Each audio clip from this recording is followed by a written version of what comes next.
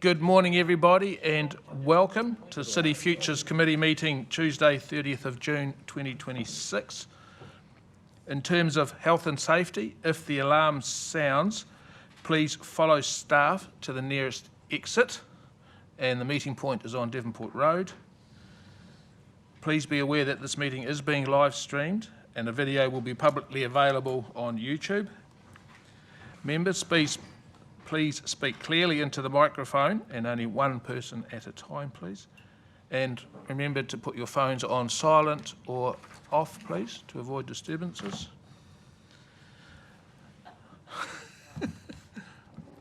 Councillor Rolleston, opening karakia, please.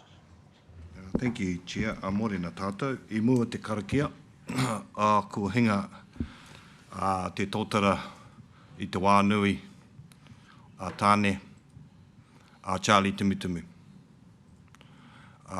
He tino rangatira ahako no tūhoi ia, ko te nuinga o tāna ora e noho ana ia matapihi. Ko tāna ho rangatira a Ngāre te Tumutumu, e noho ana ia te ropu o te matapihi o te Southern Pipeline. Anei, nui te kaupapa a Charlie Ngāreta i roto i te moa no tauranga. Ko Charlie, he rangatira o te ao Māori, o te mātauranga Māori, no te kura o te Hato Tipene, St. Stephen's Old Boys, taino ki a Ruatoki, taino ki te wharikura o Mawau, ko ia te tumuaki hoki o te kura o Matapihi, a Charlie. I nai nei, e noho e takoto ana ia i te poho o te marae o hongo tōroa a te whare nui a tapu i ti. Tēnō pauri te moana, tēnō pauri a Matapihi, tēnā pauri te motu. Ina nahi te pōhiri i te Bay Oval mo te kura tuarua, ko te nuinga o te kōrero ki te hōnore a Charlie. Nō reira e te rangatira a Charlie, moi mai rā. So just acknowledging a significant chief that has passed here in Tauranga Moana, Charlie Tumutumu, and I think as you would gather, he was an educator and a leader alongside his wife Ngāre te Tumutumu. And yesterday we saw the might of the motu come to Bay Oval for the mass haka pōhiri for the kapaka secondary schools, and those that were there saw something magnificent. There was a kura, called Manukura, down in the Palmy Way, Manukura, that were supposed to be staying at Matapihi for the duration. So they had the honour of bringing Charlie on Sunday night to the marae. And so all of the kōrero was acknowledging. So I just wanted to bring that, and as I said in my mihi, Ngāreta sits on one of our committees, his wife. So hoi anō, ka huri anai nei ki te hunga ora, tēnā tātou. Te memo te hāpori, te memo o ngā hononga, Priority 1, Tourism Bay of Plenty Chamber, tēnei te mihi mahana ki a koe, ki a pai tō kōrero i tēnei rā.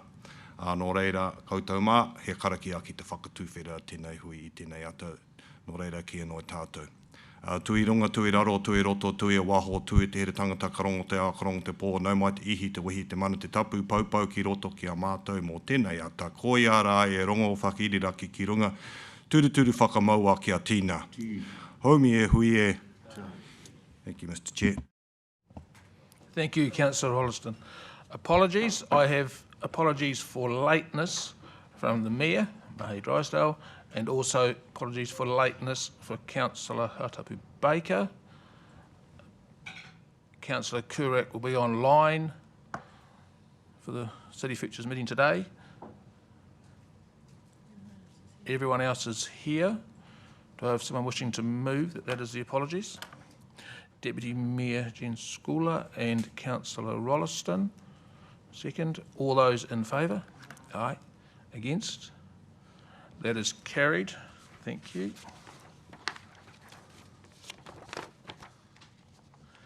public forum. There is no public forum today. Acceptance of late items. Are there any? No late items.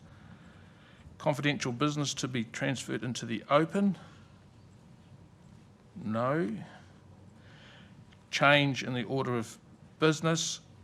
I'm just going to state that we have a couple of confidential items attached to a few items on the agenda today. If my colleagues request that we go in to confidentially excluded, while we're there, we'll also sign off the public excluded minutes while we're there, just for your information. Confirmation of minutes. Minutes of the City Future meeting held on the 19th of May. Does anyone have any comments or feedback on our minutes? That is a no. Does anyone wish to move that our minutes be accepted? Councillor Schuler, I'm happy to second. All those in favour? Opposed? That is carried. Declaration of conflict of interest. Does anyone wish to declare a conflict of interest?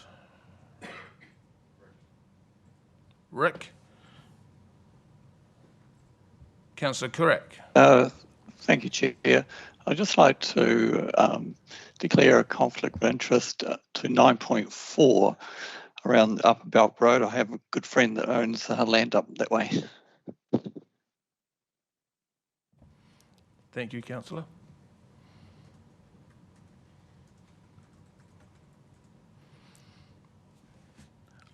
Business. Item 9.1, strategy stocktake, a city that supports business and education. Claire, Christine, to comment? Sarah? I've got Claire. Sarah and Claire. Sarah and Claire, right. Kia Not ora on my piece of paper, I think. The floor is yours, thank you. Thank you. Kia ora koutou. So my name is Sarah Searle. I'm a strategic advisor, and for the last 2 City Future committees, we have brought to you a series of strategy stocktake papers. So we've been looking at each of the community outcomes and the strategies and plans that sit under each of those. So the main reason for doing this is leading into the long-term plan, to have a look at the strategic landscape, to talk to the strategy and plan owners and to make sure that what we have is fit for purpose, to then be able to seek your input as to within each plan and which outcome, what are your priority areas or actions for funding and for action. So you're in for a treat today because we have 2 strategy stocktake papers, not 1. So the first of these 2 outcomes is a city that supports business and education. So this stocktake paper has been undertaken by Claire Douthwaite, who has recently joined the strategy team on secondment and brings some great community relations and engagement experience, covering Nick, who has been seconded to the recovery space. So I'll hand over to Claire to give a high-level overview of the paper and then introduce the guests we have in the room as well. Tēnā koutou katoa, thank you for having me here today, and pleased to present to you this strategy stocktake on Tauranga a Te Kura, a city that supports business and education. And in the name, you can understand that this one is all about supporting, and so we have a lot of partners and collaborators that are involved in this outcome. And as part of my review, I met with our stakeholders and our key partners of Priority One and Tourism Bay of Plenty to look at the strategies that we have currently, where they sit. And my conclusion was found that there's some really great strategically sound, priorities and visions that we have in these strategies. But what the recommendation was, working with our partners, was that we could do a refresh of some of these. We could make sure that we're set for the future, that when they were developed in 2021 and 2018, a lot has changed, and we've also got a lot to look ahead about with the regional deal just being signed.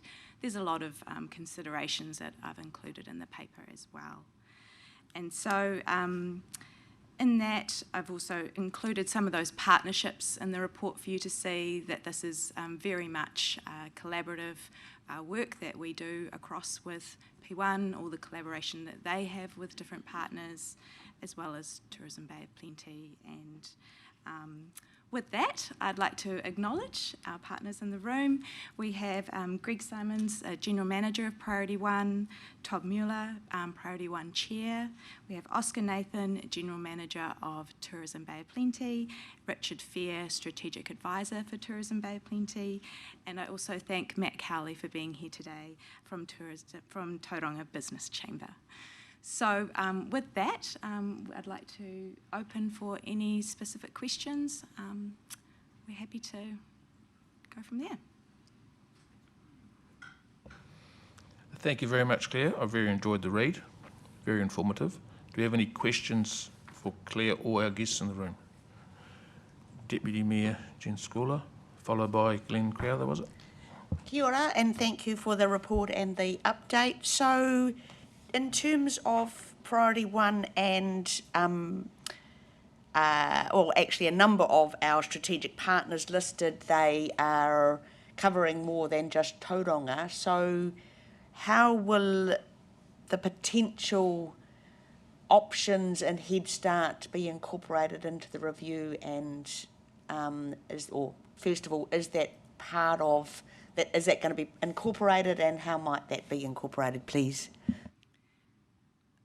Looking at Head Start,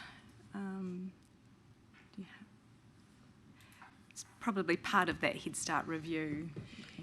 Yeah, I mean, I guess the final step for the strategy stock take is we'll be bringing you a bit of a closeout of all of the outcomes and everything that we've looked at and how we take that forward.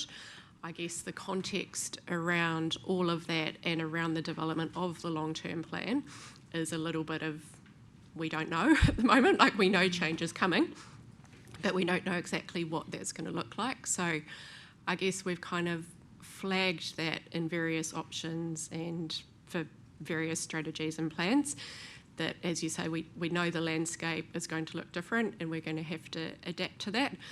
Exactly what that looks like in terms of kind of regional boundaries or partnerships or combinations, we don't quite know, which obviously we're working through at the moment with our Head Start proposal.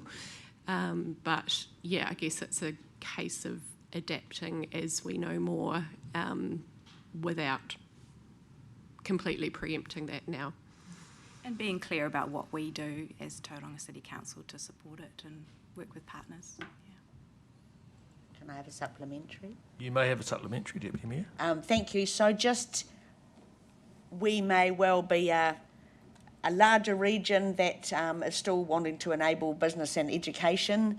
Are we looking at best practice New Zealand and outside New Zealand in terms of how that it is done through the entities that are involved in the strategy? I mean, I guess again we will be for kind of every relevant outcome, strategy, etc. I don't know if P1, have you done any national research, or I want to throw you under the bus? Thanks. So, I mean, from an economic development perspective, obviously we already work sub-regionally. And yes, certainly we do look nationally and internationally at models of economic development. As Claire and has kind of pointed out, I guess we don't know the shape and structure of what any future amalgamation might look like. But from an economic development perspective, we work sub-regionally already. We do have very strong relationships with the other economic development providers across the wider Bay of Plenty and Waikato regions. Obviously we'll watch with interest as the future discussions take place. And I guess my question was about whether Tauranga Council was looking at benchmarking itself. But thank you, that was a good answer. Thank you. Councillor Crowther. Yeah, I had a couple of questions. In regards to the, when these policies were developed, or strategies, sorry, not policies, things have changed quite a lot. So the economic strategy seems, to me, it's always seemed quite small. I keep thinking there's another big document in Priority 1, but I'm told there's not really. But behind it all is all the sustainability and other sort of aspects. That seems to have narrowed a little bit from my perception. And same with Te Hata Poi for Tourism Bay Plenty. When that was developed, there was a very aspirational, like sustainability was not enough at the time. And so it was going to go beyond that. Now I would suggest that, again, it's maybe a dose of economic reality has hit or something, or government policy. So I'm just wondering how we as an organisation, where we put these in place in that context of major aspiration, a big shift in economic and tourism policy, and then now we're dealing with policies that are, or strategies that are now maybe not quite reflective of the reality on the ground. So how are we trying to integrate all that at both the economic level and the tourism side of it? And that's the work that's about to start, really, is the refresh of these strategies. But what's the, like, what are we driving it from our own values and our own strategic priorities, or are we giving it to our partners to drive? We're certainly driving it. We've got, those working across our outcomes and, the other strategies around sustainability. Any direction to drive it further around economic or business and education we'd take on board. But we know our partners would look at that sustainability element, as we all do. Add anything else? Kia ora, morning everybody. I just think the refresh is well timed overall. Looking at the LTP, making sure that your CCOs, your partner entities are fit for purpose, that aligns with the LTP intentions. I think it's well timed from a tourism perspective. When we were asked to contribute to this paper, we made it very clear that some of the documentation that was being put up is old, as you well know, Glenn. That was a time when a government was different, when a big focus on COVID packages and all those sorts of things were available and so forth. The other thing that we indicated at the time of that paper being written, and since that paper's been written to today, we indicated that the government was likely to make some announcements around a tourism policy statement. They did that last week, so that's pretty substantial. That encapsulates a whole tourism system review process that they're looking at. That aligned with the future amalgamations or whatever might happen from 9 August deliberations and onwards, that will really refresh a lot of our focus going forward. So our MO up till now has been quite purposeful in not revising or rewriting any strategies just at the moment, but just getting on with core delivery, whilst some of those things are swirling, because they also impact on collective data for the tourism sector. They also impact on potential funding models and those sorts of things. So a lot of that stuff's just about to land now. So I think the timing for reviewing the strategy from our perspective is bang on, and then you've obviously got the regional deal as well. Yeah. And my other question was... Yes, Councillor, you may have a supplementary. Thank you. Oh, sorry, I thought I said I had a couple of questions. This is something that certainly Marty and Christine and Greg and people have heard me say before, but the scope of engagement for the economic strategy was much, much narrower than the scope for most of the other strategies, if not all of them. I can contrast it with environment strategy, for instance. So is that going to be broadened out a lot across our community this time? Yeah, and I think Greg could speak to the scope of the engagement, because there's a whole Priority 1 board and a business network that are involved in how the strategy comes together. Yeah, thanks, Councillor Crowther. Good question. And the timing is good. It's obviously last day of our financial year today. You will receive a report by the 30th of July on the previous financial year against our joint contract outcomes, and also a draft of kind of our refreshed strategy to reflect the current environment and the priorities within the regional deal as well. And of course, we're just entering the final year of our current 3-year joint contract as well, so there will also be the opportunity to work with you around the next iteration of that joint contract as well. Councillor Taylor, followed by Tangata Whenua Rep Arthur Flintoff. Thank you, Chair. This one's just a bit of looking for input probably from our guests more than anyone else. Talks about, I'll just quote from the report, all strategies under this outcome are owned by partner organisations. So I guess my question is just trying to get an idea of what sort of input do we have as elected members, as council, into the strategy, and then what's the process for feedback and interaction on it? So in terms of Tauranga City, so there are multiple ways in which we can engage, and certainly we're very open to working with you in terms of how you want to engage as well. Marty and the chief executives of the 3 councils do sit on directly on the board. As I just mentioned to Councillor Crowther,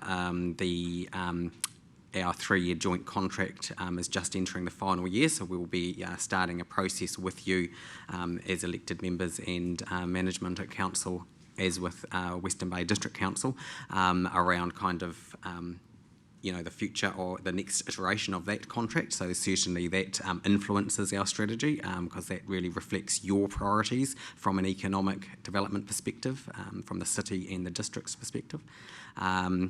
And typically what we have done in previous years is workshopped things like that with elected members and management, so that it reflects directly your priorities. Councillor Taylor, one supplementary. Sorry, just clarification there. So just say there was a bit of a conflict with what we were thinking, and then what the rest of your membership perhaps, or other influences were. How would you resolve that? Todd, do you want to perhaps answer that one from a board perspective? Firstly, good morning. I'm here really as support for Greg because our chief executive's taking a well-deserved 1-week leave, I think. It's always been iterative, and so certainly when years and years ago, when I was on the board, and then more recently as the chair, circling back, I can't recall any points of major difference between the city and Priority 1 because it's just such an iterative process. I really just want to reinforce the point made by Greg that we are very open to ways that you would like as elected members to engage with our thinking with respect to the refresh strategy. You'll see our document shortly. There'll be no surprises in it because it reflects exactly the same perspectives that we last shared, Dave and I last shared with you all when we briefed you a few months ago.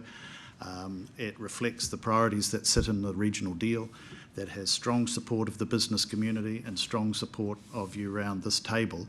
So because of that constant engagement and opportunity for you at any time to look into what we're doing, our priorities and how we're delivering on those priorities, there has not been in recent times that I recall any major points of difference in terms of priority. Because we all broadly want the same thing, or we do, in terms of the opportunity for businesses to come here, for the jobs that they offer to be at, over time, more significant, well-paid jobs. And then we want our people to have the opportunity to have access to those jobs through either schooling, education, additional training. And they have always been sort of those core drivers for us. And then underpinning those strategies, of course, is how do you How do you respond to the need for sustainable business in an environmental context? How do you respond to ensuring that there's enough houses here and roads here for people to get to work, all that sort of stuff. So that's sort of how we deal with it and have dealt with it in the past, Councillor. Thank you. Tangata whenua rep Arthur Flintoff.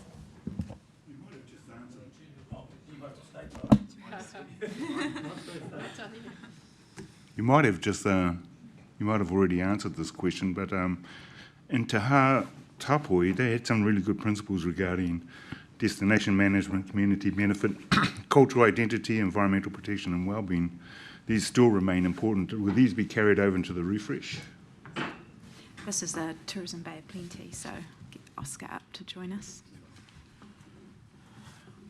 Tēnā koe te rangatira.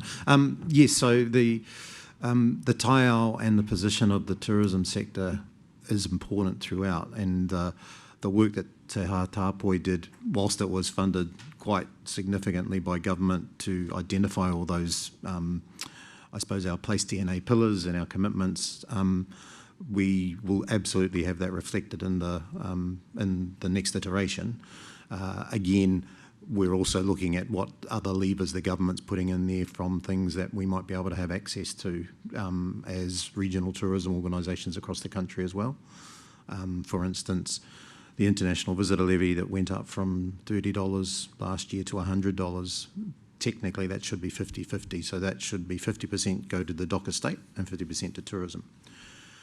There's a conversation now, we've fed into that, around how more funding at place to enable taiao projects and kaupapa like that are important. So that, again, is what's in the tourism policy statement as well. But to answer your question, absolutely, we'll be taking that in.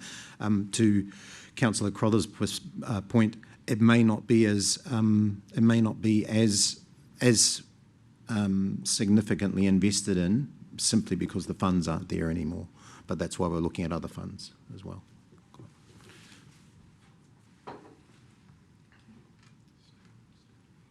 Right, I have one question on behalf of our Councillor Baker.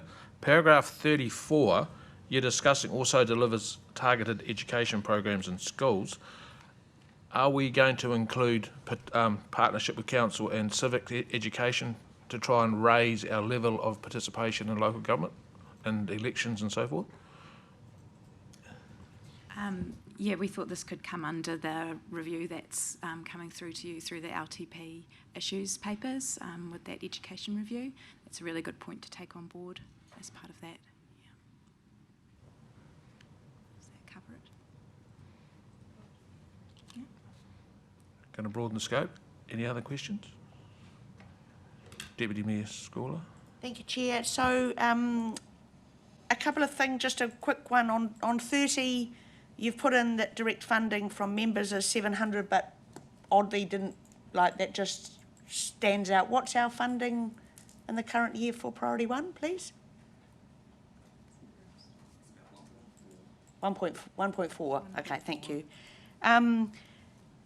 So just in terms of the, I think, top of page of 19, no, sorry, we talk about the fact that we've got strategic partnerships with council enabling delivery by funding. And I just wonder if we shouldn't be broader when we're thinking forward, because I don't even, I think Hotapu did ask if one of these was funded, but I would like to think that it's not the funding that makes us strategic partners.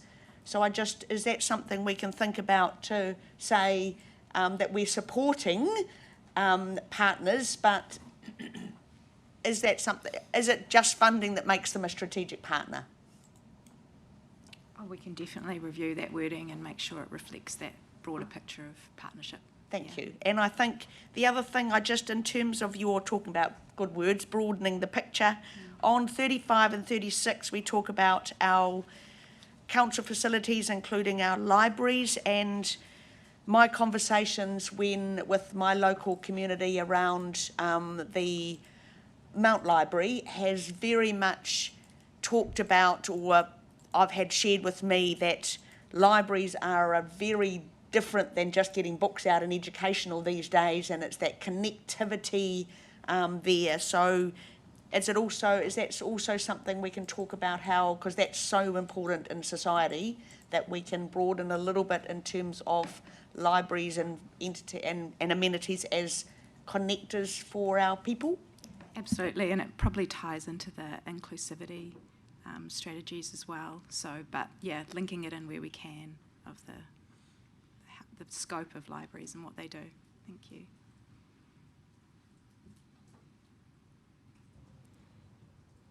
Any more questions from elected members? Well, I certainly was expecting more today.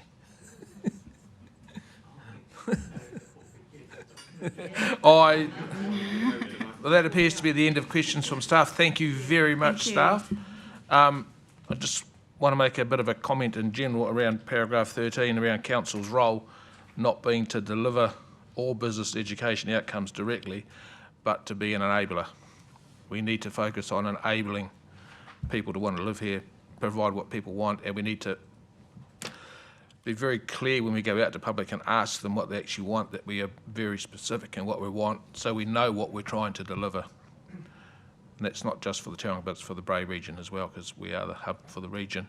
But we need to be very clear. So when we conduct all these surveys, we'll be very clear and succinct in what we're actually asking the public to give us. Right, thank you very much.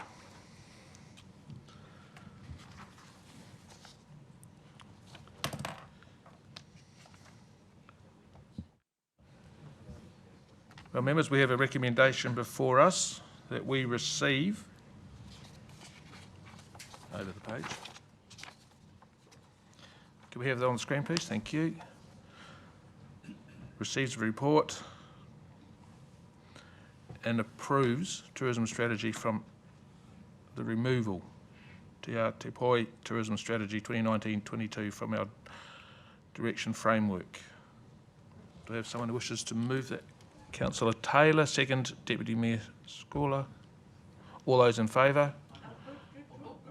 Do you wish to speak? Councillor Taylor. Thank you, Chair. I think the question I asked earlier, and Mr Muller gave us a great answer. This is a partnership to a degree. It has input from the community, input from the organisations that own the strategy, but it is the city's strategy, and I think that's an important distinction to make, that we're actually getting a team going on this, and the wider community benefits from that. So I think, yeah, really happy with the answers, and good to see this going out to consultation. Deputy Mayor. Thank you, Chair, and I agree with Councillor Taylor's comments, and I think it's, as Chair, you talked about clause 13 and my comment about funding is not the only way we should be supporting, and I think our ideal outcome will be where we actually have strategic partners that want to be our partners, that talk openly to us, but also allow our input, so that we can leverage their expertise as well to create the vision for our city. But I just don't want it to always be that it's our money or TCC's money, the people's money that enables that. And I think we'll need to be thinking about that when we're looking at the financial arrangements going forward. Anyone else wish to speak? Councillor Schuller. Yeah, it was good to hear from the speakers. I think, as we see a shift towards economic growth legislation, regional deal, potentially we can see a role for council playing a bit more of a coordinator to make sure that the overarching strategies are really aligned with that regional deal and that we are all working together. So it'll be good to see what comes of this. Councillor Crowther. Yeah, I think this is a strategy that in my view needs quite a lot of work. I have very high regard for the other strategies that we've got there. I think there was extensive community engagement and there was a lot of great work from staff back in the time. This, I think, was like we've sort of farmed it out to someone to do something that we should have done ourselves as an organisation. And the components of it I don't want to criticise because they are what they are and they're other people's work. And for instance, I'm very familiar with Te Hatapoi, and that was based on a regenerative economy. It would only work if Tauranga as a whole would transition beyond sustainability to a regenerative approach. And I know Sarah, you'll know what I'm talking about when that, we've got a long way to go on that. So I think we need to be anchored in reality, but also aspirational in what we're doing, which is a tough ask, but I think we need to do it because this is strategic. It's a core strategy. And I think one of the big mistakes with economic strategy, and it happens quite often, certainly happened here, is that it's narrowed down. It needs to be the exact opposite. Economy is everything. It's about people. And so therefore, it needs to engage right across the spectrum. It needs to go to youth organisations, it needs to go to elder advocates, it needs to go to community organisations of all kinds, social organisations, and to resident ratepayer groups. Those are the people who live in our society, who are part of our economy, every bit as much as a bunch of people who are running a business. And so we tend to say, let's just let the Economic Development Agency develop the policy. We need to set the policy, we need to set the strategy, and then they need to deliver on what we fund them. And we've got it back to front, in my view. In terms of the other aspect of this, is that we have these high-level strategies on our website, but there's no mention of education in there. And yet, I would have thought, and same with even Te Hatapoi, it's not there. So I would say we need to integrate it and have a high-level strategy that then feeds off into those different strands, including education, including tourism, visitor economy, and including the wider economy. And I think the education side of it is a real opportunity. Personally, I think we need to take on a lifelong learning approach as a philosophy, an underpinning philosophy. That's the way the world needs to go. It's always been the case, and it's been advocated by Tauranga City Council, and I remember people like Cheryl Steiner and previous staff who did good work in that space. But it needs to actually come into the present reality. We've got AI, we've got all sorts of things going on in the world, and lifelong learning is a philosophy that allows you to focus not just on young people, but on adult education, retraining, but innovative approaches, and looking at across the spectrum and the different needs of different communities, of migrant communities, working with multicultural organisations, and looking at what mana whenua need. That is going to be a big targeted area there because of the youth coming through, Māori youth. So I think all of that just needs a ton of work. I'm just trying to highlight so that hopefully it can get turned by staff into a bit of an action point that looking at the interaction of this finally between some of the other infrastructure components. So looking at community hubs, we need community hubs in local communities for people to do their lifelong learning, so that we're enabling that by providing infrastructure, a little hub in, my neck of the woods, Brookfield. We've been asking for it for 2 decades. 2 decades this month, I think it is, and nothing. So I'll comment on a later paper on that one. But that's the kind of stuff I would love to see out of this. Tangata whenua Rep Arthur Flintoff. I really like this. Building the future of the city and this region is going to rely on partnerships, kotahitanga, and shared responsibilities with everyone. And I think this is a real good example of that moving forward.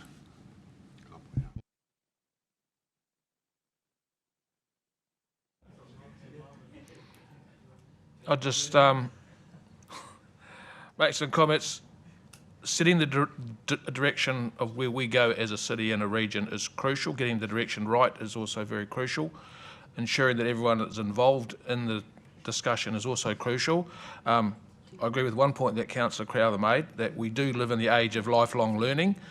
People who leave school, your careers potentially won't exist 20 years into your career, so you're going to have to change and pivot and learn. So being positive around how we live our lives and how our life will potentially change as we go through our life is crucial. Around business growth, business will go where business feels welcome. Business will go and set up shop where it feels it has the ability to do so. It has a highly skilled workforce to draw on. It has an enabling roading network to access. It can access trade, it can access export market, it can access internal markets. So where business goes, we need to ensure that we set up our city to be a welcoming, attractive venue for businesses to come, set up shop and provide employment opportunities for the people of Tauranga. I'm assuming Councillor Morrison doesn't want to speak, he's left the table. We have a recommendation before us. It is, does anyone else wish to speak?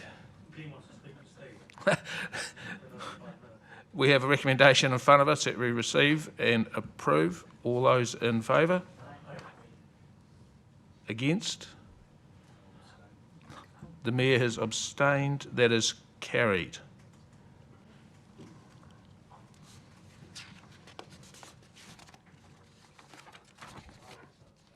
We now move to item 9.2. For those watching at home, it's page 41. Strategy stock take. A well-planned city is easy to move around. Welcome back, Sarah. Christine is to open. The floor is yours. Just give a quick introduction, same as the previous one, just an update on how the strategy stock take is Can you move a little closer to the microphone, please, Christine? This is the same as the one previous, but the topic of this one is the well-planned city that's easy to move around. So this takes into account the smart growth strategy, all of the work around connected centres and transport systems plans, etc. And there's quite an extensive list of strategies and action plans that sit underneath this area. So many of these you would have seen come through in various forms to this committee previously as those strategies are being implemented and rolled out and flowing through into processes like your annual plan and your long-term plans.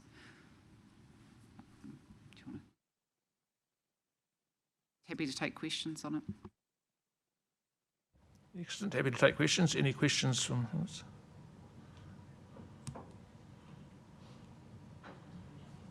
Appears not. Oh no, Councillor Crowther's just thought of something. Two things. One of them is the stormwater strategy's not in there, but the water and wastewater. Is there a reason for that? There is. So that one sits under the environment strategy, so it's probably a slightly artificial distinction, but we presented that under the environment strategy and associated plans, and these ones have been sitting under the more well-planned aspect. As I say, it's probably a slightly arbitrary distinction, but they're all going to be kind of reshuffled and reworked anyway, so yeah, wasn't forgotten. Thank you. And the other one, I note that quite rightly in my view, there's reference to a community centre in Papamoa East maybe being fast-tracked ahead of the one in Tauriko, and I'm also aware that at the hearing, the hearing commissioners were quite clear that we needed to invest in community infrastructure in Tauriko, so I'm not speaking against that, but I am wondering, what about my previously mentioned Brookfield one, which is that something which is anywhere in any strategy or plan, or did that just drop off? So Ross, you can speak to that, but you'll recall that when you signed off the list of issues for the LTP at the council meeting last week, in that list was the discussion on community centres, and that's looking from a city perspective. So you made a specific resolution previously around looking at the Papamoa Community Centre, and then you made a decision that you wanted to extend your LTP thinking across community centres across the city. So that work is there. I don't know if you want to add any more to that, Ross, so that will be coming to you.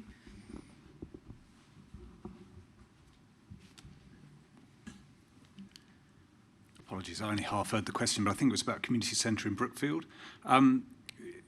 The Community Centres Action and Investment Plan did identify a community centre in Brookfield as a necessary addition. I guess it's just really a question of, given the various priorities that there are across the city, where does that one sit, and then how does that then get invested in the context of the LTP? Yes, yeah, we can certainly bring that up through the issues paper. Yeah. I believe Councillor Morris had a question. Thank you. I'm just following up on a question I left in one of the notes around new spatial plans for other parts of the city, looking at the spatial plans we have in existence, loving that. But for places like Welcome Bay, Otumotai, Papamoa East, in response, he said there are urban growth spatial plans proposed to be developed, but there is currently no plan for developing or reviewing spatial plans for existing urban growth areas. So for our existing communities and suburbs, I'm thinking particularly in terms of Papamoa, that has been changed by growth, has high density in that plaza core area. Is there a proposal to bring that to the council table for discussion or anywhere else, and how would we give that direction? So currently there is no direction to do that, so that's why it's not sitting anywhere. There is one for Otomoto currently, and it was done a few years ago, and so that will just be part of this normal strategy and action investment plan refresh, which is updating for things that are out of date and minor tweaks, but not a significant rewrite. It's to get it current and relevant without substantively changing the direction and purpose. Absolutely at council's discretion. So if you wish to, so at the moment the only ones that you have approved is the urban greenfield areas. So that is in the sort of spatial planning, structure planning, spatial planning, and there's another report on the Western Corridor today. If you want to do anything in terms of existing areas, absolutely, and you could add it into the issues list as you want us to bring you a paper on that, so you could then look at what do you want to do, and then it would just be resourced and put into the work program. So that's at your discretion. Yes, you may, Councillor Morris. Thank you, Mr. Chair. Do we currently have sufficient resource for that task to be done BAU, or is that, would me asking for that be an imposition that would require additional resource? It's a question for Andy. If it's okay, I might just start by just adding a little bit to Christine's comments. So largely those parts of the city like Papamoa, Welcome Bay were structure planned as greenfield areas back in the sort of 1990s. And those structure plans, which are largely infrastructure and land use based, probably not as broad as our other spatial plans, have guided development and still continue to guide development out there now. What we're also doing, sort of preparing for the new resource management system, is doing a background kind of review of the zoning of all areas across the city, including what issues we have in some parts of the city, particularly in some commercial areas where there's a real mix of commercial, business, industrial and residential activities sort of all combined together, and some of those areas are out in Papamoa, for example, around sort of Pardon Road. So I think some of the work that you might like to be done might be delivered partly through that project. We can bring you some more information around that.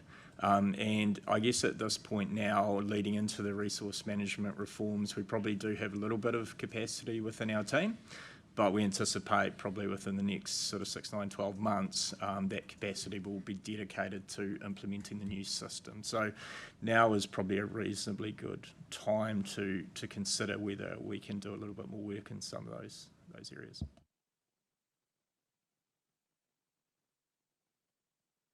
Deputy Mayor Jen Scola.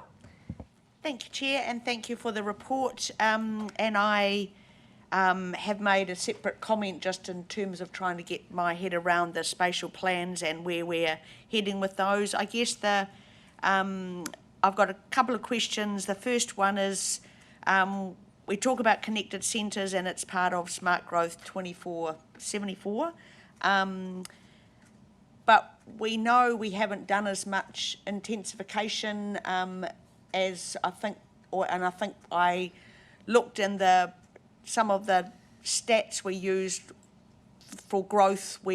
Growth happened a little bit slower than we're expecting, because I think that was based on 2023, the one before the census. So I guess and then we have things like, although 11 says urban intensification is supported by improved walking, cycling, public transport, then we have the government that's not necessarily supporting that, and we had a conversation about public transport at the regional council meeting this week, last week.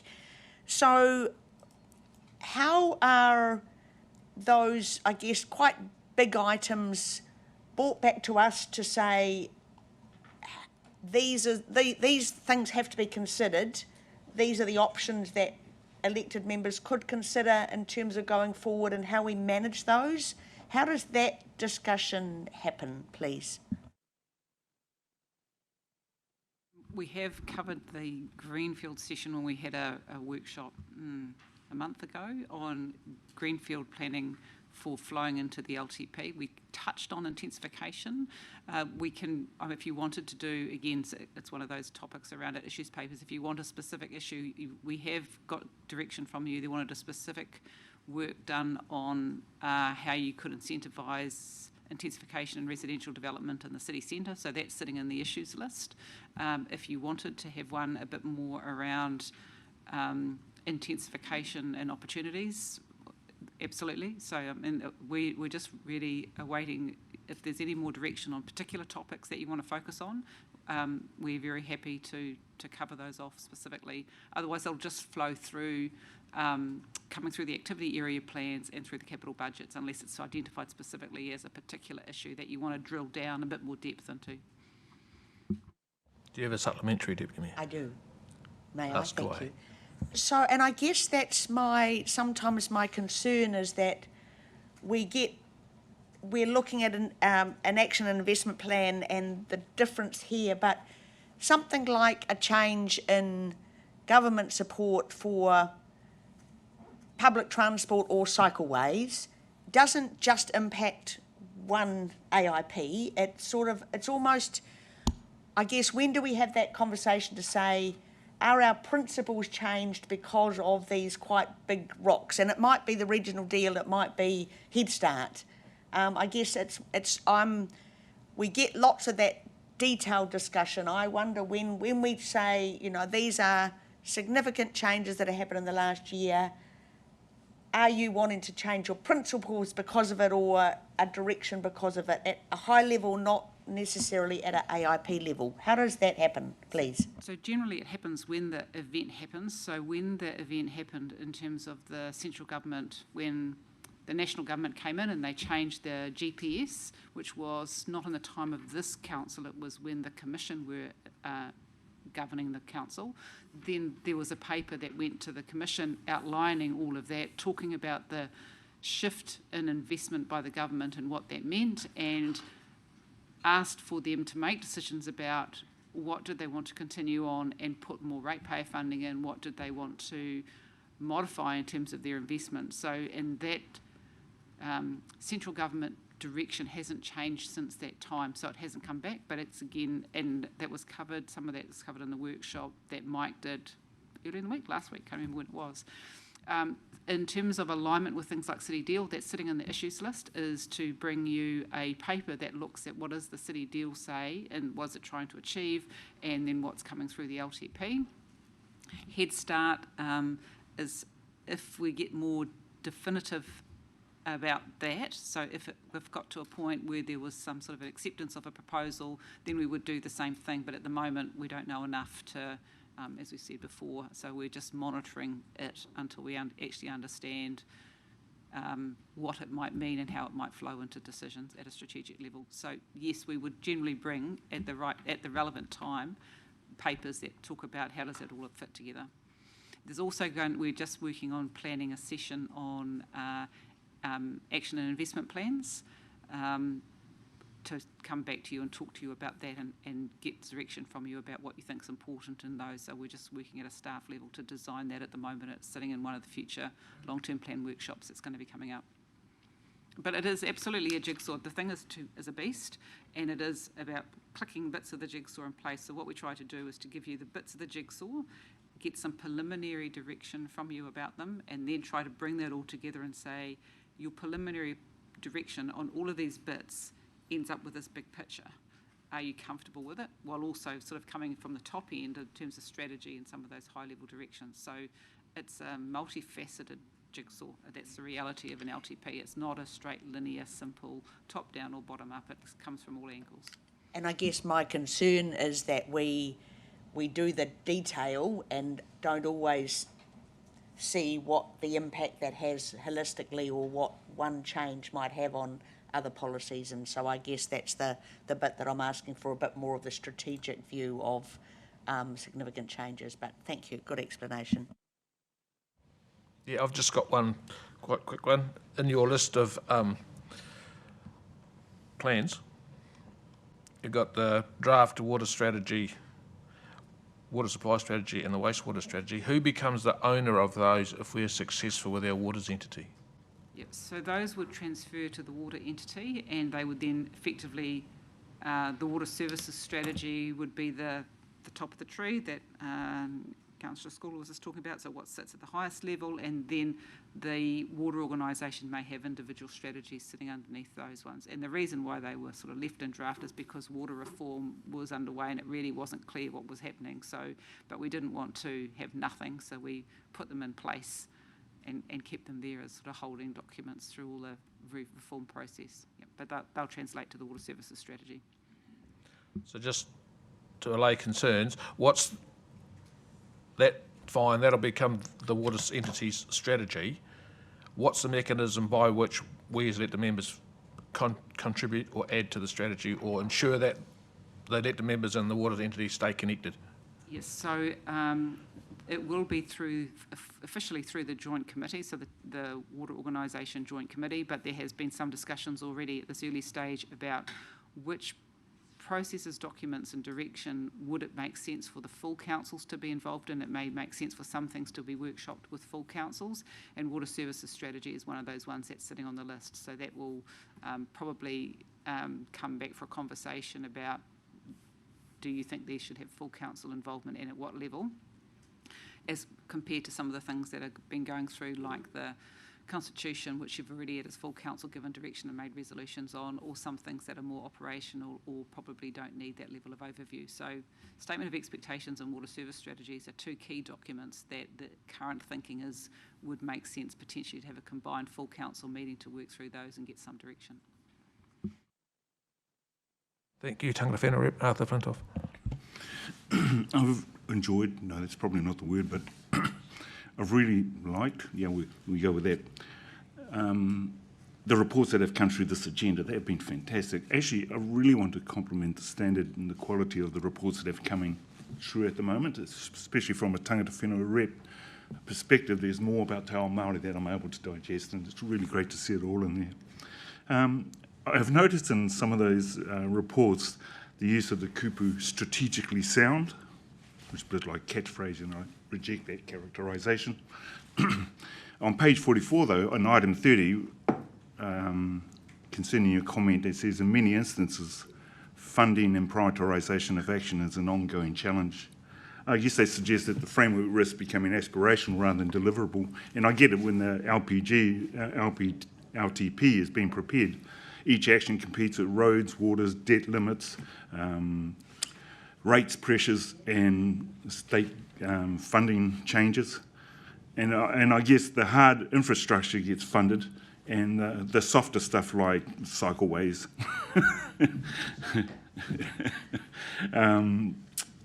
become essential, but not likely in the immediate. They become deferred, scoped, or moved into future aspiration. And after a few rounds of this, as each report comes through, the strategy still exists, but it becomes a statement of intent rather than a funded program. You know, like, I really appreciate the complexity of running a city through all this. And I guess the key question is, when you use strategically sound, does that mean fully funded and unfunded priority, or deferred, or has reached the aspirational category?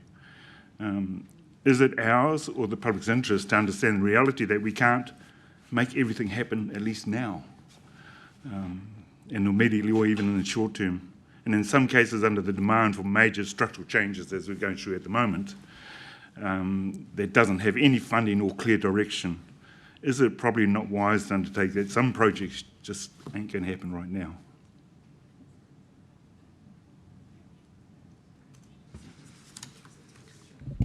Thank you. Very well said. Agree. Touch with that. Yeah. I guess that's why, as Christine also said, we are planning to do a workshop with you. Now we've kind of taken you on the journey of understanding what each of these strategies and plans are and checking that their owners think they are strategically sound, as in an ideal world, this is where we want to get to. We know we don't live in an ideal world, so that's why we want to have a workshop with you now to look within each plan and say, what do we now want to prioritise and thereby fund? So I think Councillor Crowther said it well before, anchored in reality but aspirational. So obviously we understand it's an incredibly complex, broader environment, but as you say, we do still need to keep advancing some of these things. We can't let them fall away. So that's why we want to have a follow-up workshop with you to try and get that balance right. And the other thing what we will do is once the LTP gets to the point where you adopt it, then we go back to the action and investment plans. We go through and we note each action is either funded or unfunded, so that anybody picking that up can see what happened through the LTP decision-making process. So that's a really useful tool, so people can actually then go, okay, now I can expect that to happen, or it's not likely to happen because it's not funded, but it's still something that the city aspires to achieve.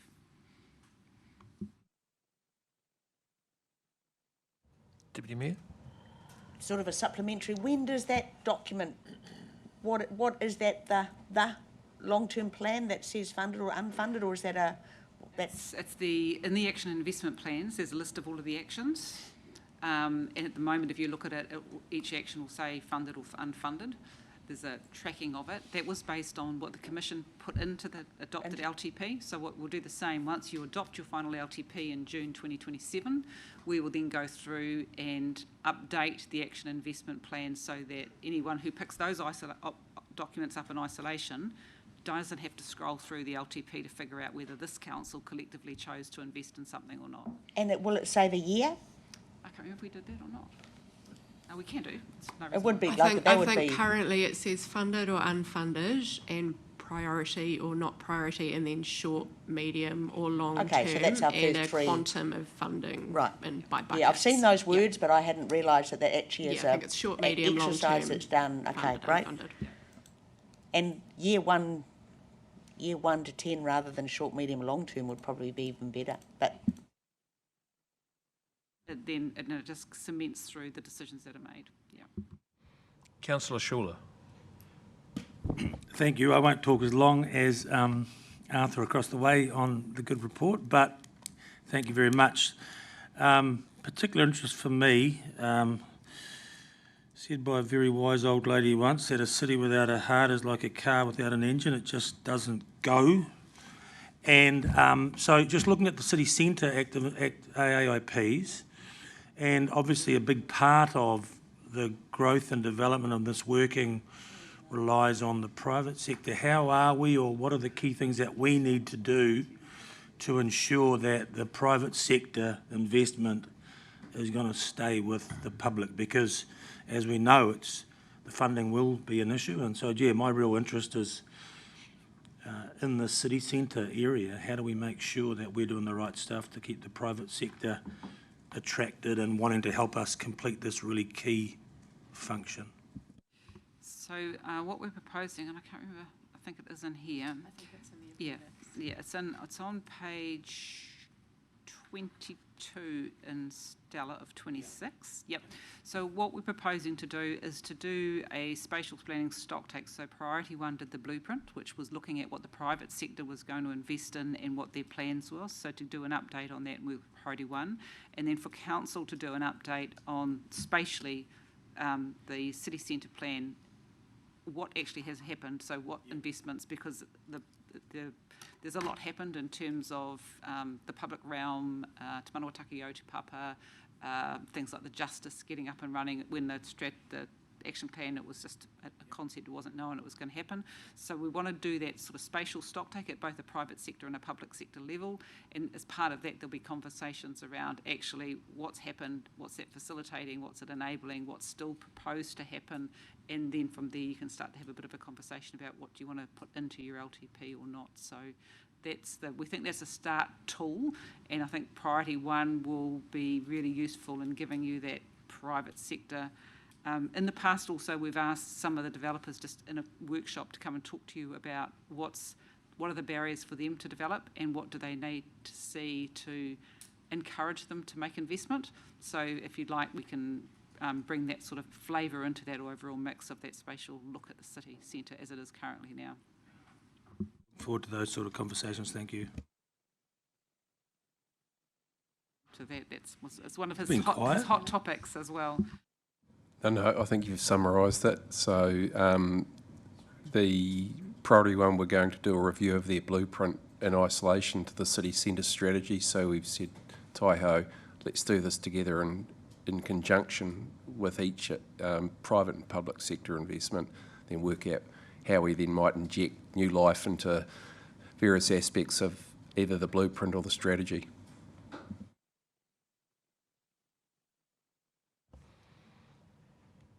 Do we have any more questions for staff? That appears to be it. Thank you very much, staff. Any general comments? Can you bring up those recommendations, please?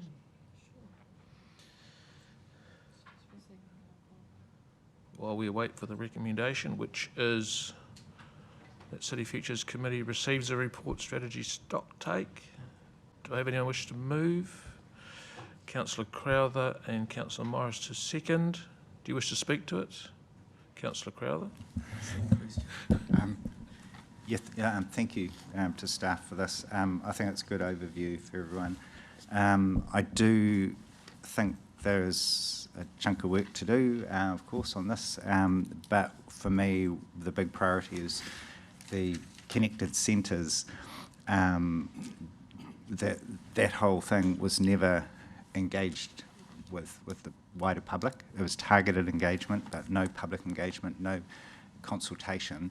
So what we're trying to do with the transport system plan engagement, which will take place by October this year, is to, I guess, play a bit of catch up there and extract. We've already, the Smart Growth has consulted on the Smart Growth strategy, which is the overarching strategy. So we're trying to lift out that transport subset and actually do a public engagement piece on that to hopefully get all of Tauranga sort of heading in a similar direction of what the priorities are, what funding we need from central government. I do still have concerns that I expressed last year in terms of our merging the two into one, being the well-planned city and then the transport component as well. My concern is simply that I hope we don't reduce the weighting, that I expect, the staff weighting reflected that, the importance of these issues. Like having a well-planned city is so holistic that you can pretty much fit anything under it, so I don't have a problem with that.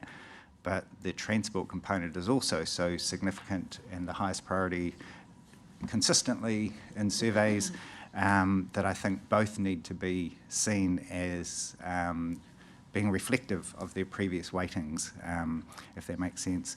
And speaking of two for one, I do think looking at things innovatively, and the example I want to use is in Brookfield, I just raised the issue of the community centre.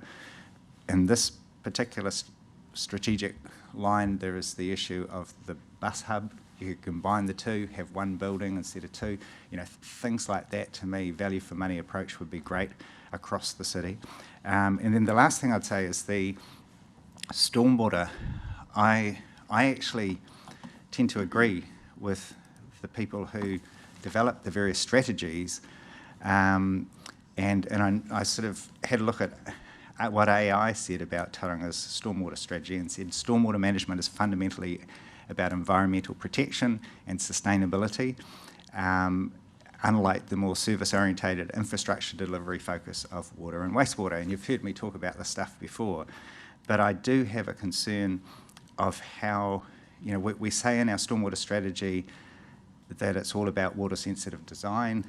Stormwater is rain, not treated water, so it's different, and it's all stressed like this, saying how different it is.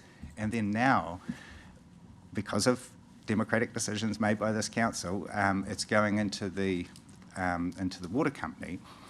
And I look at it and I kind of go, it still seems a bit like an orphan to me.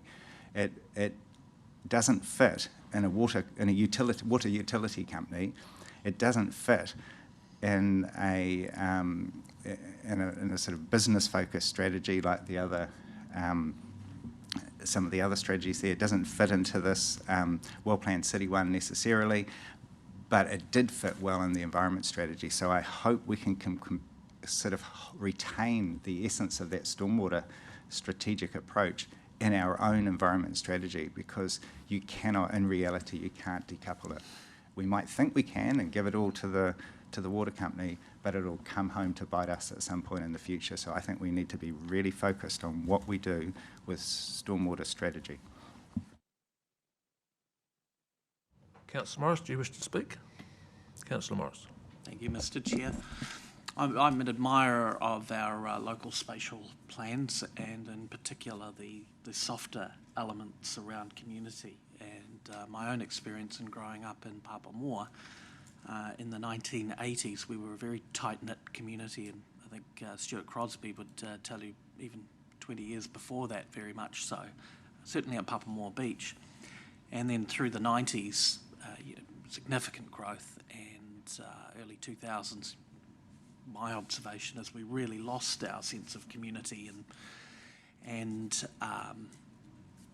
identity. But things like the Papamoa Library, the Plaza, dare I say it, the shared pathway extension, Papamoa War Memorial, even the Rena disaster, building of Papamoa College. All of these things that have happened in spite of and together with some of the wider spatial planning that's happened have really brought our community back, and we are a much larger community, but we're getting that community feel back.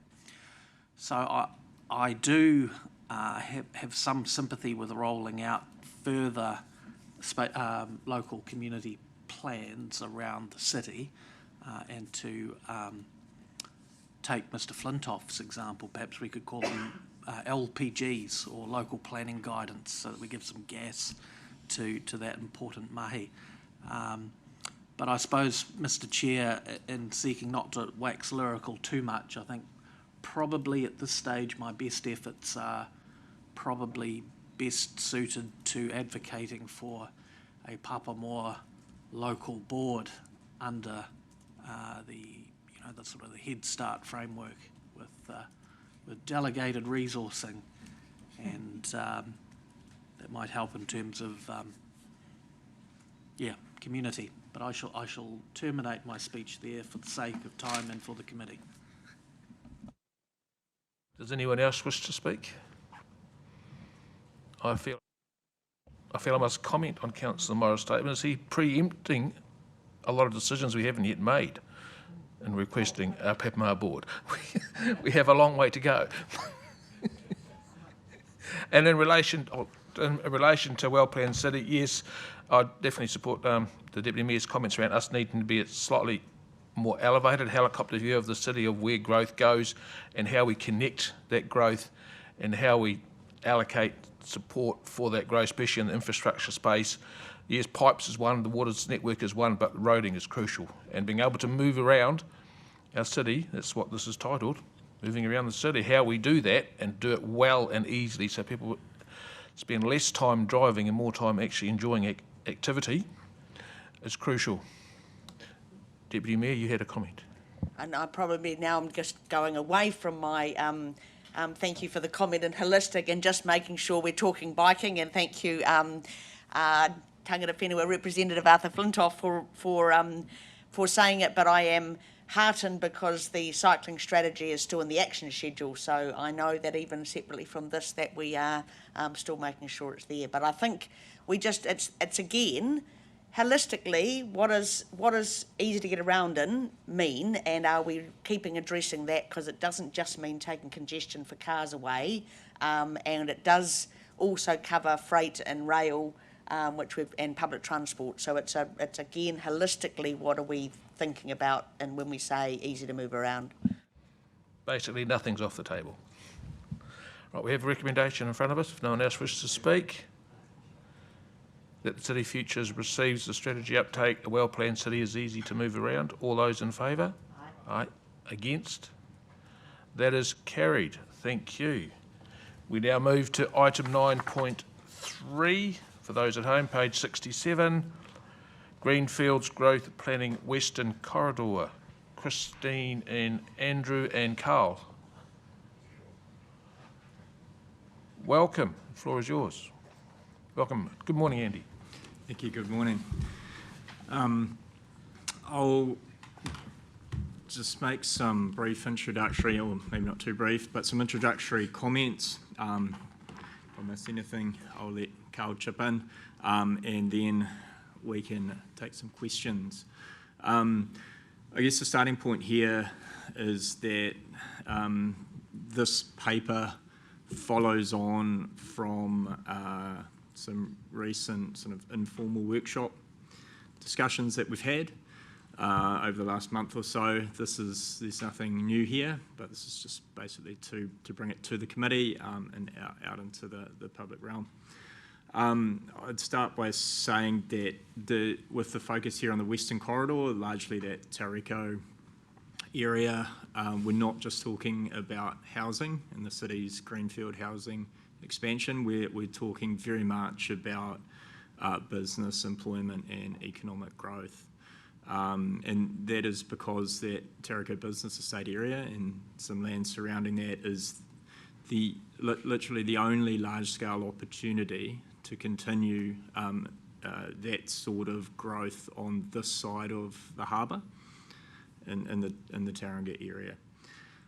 So planning for the Western Corridors had a very long history, going back to the original sort of smart growth days in the early 2000s, through various iterations of that smart growth strategy. So the work that we're doing at the moment on these growth areas that we'll talk about shortly is guided by the most recent smart growth strategy, which is updated a year or two back. And that includes areas that weren't in the original smart growth strategy, but going back to that original strategy, which Christine was very much involved with, it did have that Keenan Road area in there. So there's a long history to these areas. And they've also been reflected through the city deal that we now have with the government. So there's just some context there. Just in terms of some broader context as well, further growth out in that Western Corridor, in terms of the areas that we're talking about today, Keenan Road and the Belk Road area in particular, and anything beyond that might happen in the long term, is entirely dependent on the State Highway 29 RONZ project proceeding. And there's very much been coordinated planning over the last sort of 5 or so years between Tauranga City, NZTA, the other councils and Tangata Whenua around the need for growth in that area and the transport plans that need to go with that. But it is just essential to note that without that highway investment proceeding, that these growth areas, they cannot happen.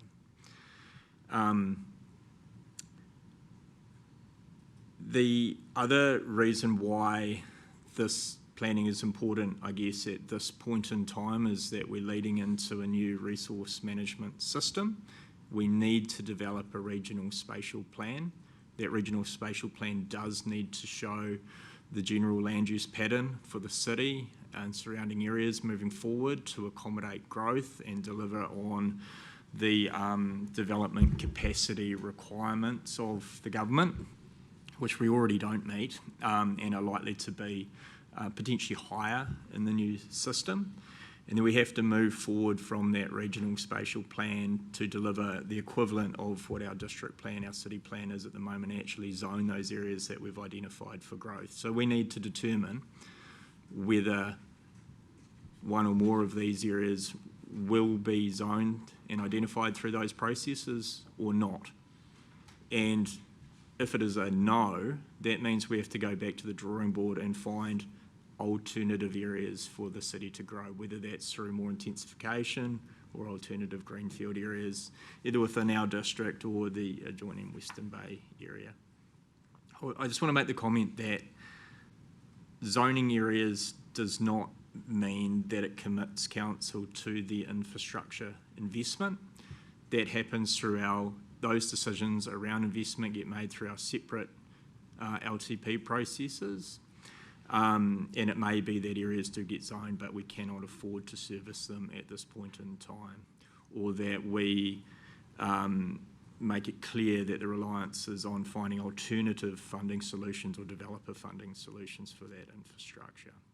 And I do just want to make the final point before I get into just briefly talking about each growth area, that the work that we've done is on the basis that growth pays for growth 100%, and that growth costs of each specific growth area are dedicated and funded through that particular growth area itself. So Keenan Road infrastructure costs would be funded by Keenan Road, whether through DCs or any other mechanism that we might apply. That may be changing a little bit under the new development levy system, where growth costs might be shared more equally across the whole city or wider catchment, but that's just something that will emerge over time.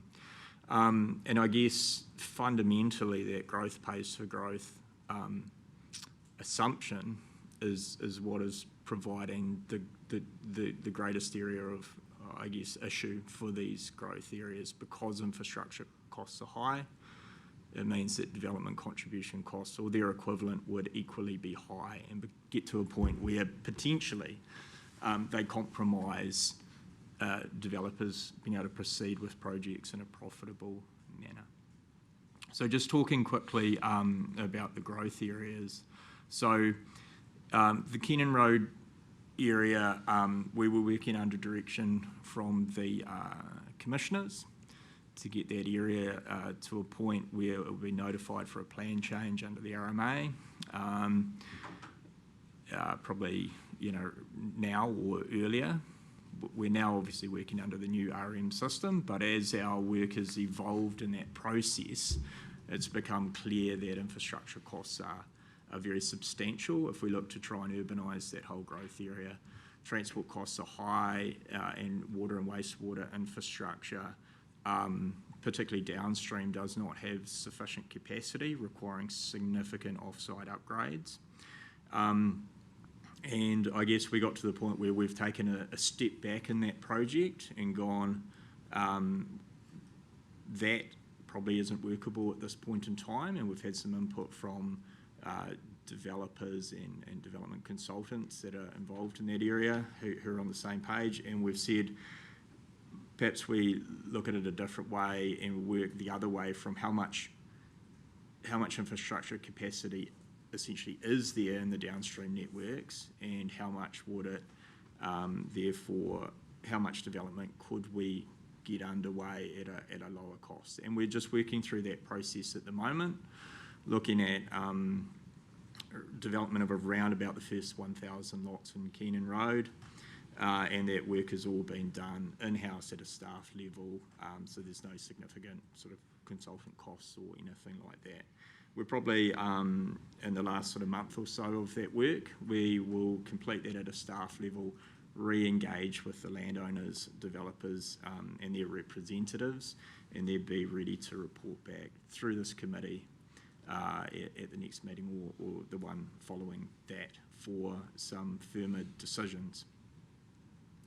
In Belk Road, we're at a much earlier stage, just doing high level, essentially, kind of testing and feasibility work to identify sort of how much development land is there, what overall development costs might look like.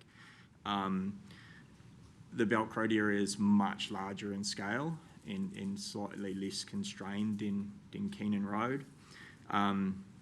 But it also has good opportunities for a first stage of development, essentially a continuation of the Tauriko Business Estate industrial development, which would largely be able to be driven and funded, including most of the infrastructure, by the developer themselves. That area is in the Western Bay district at the moment, unlike Keenan Road, which sits in the TCC district. So there is some more complexities around working across boundaries, and with Western Bay today they actually have a workshop session, and Carl will be attending that at the end of the day to work through very similar information that we are working through with you today around that. And then, although not for discussion in this item, but perhaps in a confidential section later, there is a further potential development area that has come through the smart growth development proposals expression of interest process. So I will leave my comments there. Carl, is there anything you'd like to add at this stage? No, that's good.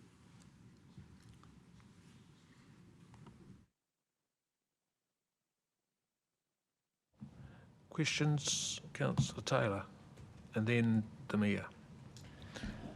Thank you, team, for the report. Can I just say before we start, there's a confidential attachment attached to this item. We're not discussing it here. We'll discuss it in public excluded attached to item 9.5. Carry on, Councillor Taylor. Thank you. Yeah, thanks for the report. That sort of just solidifies what we've already been told over the last 18 months, so pretty well aware of the issues here. I'm going to ask you to do a little bit of future gazing, I suppose, Nostradamus, that sort of stuff. Local government reform changes the boundaries, and I know we have smart growth that is a regional thing. Is there anything you see in the potential change to a regional council type, or Western Bay District Council type entity that may benefit or help us in this situation? Or are we pretty set with what smart growth has done in this area?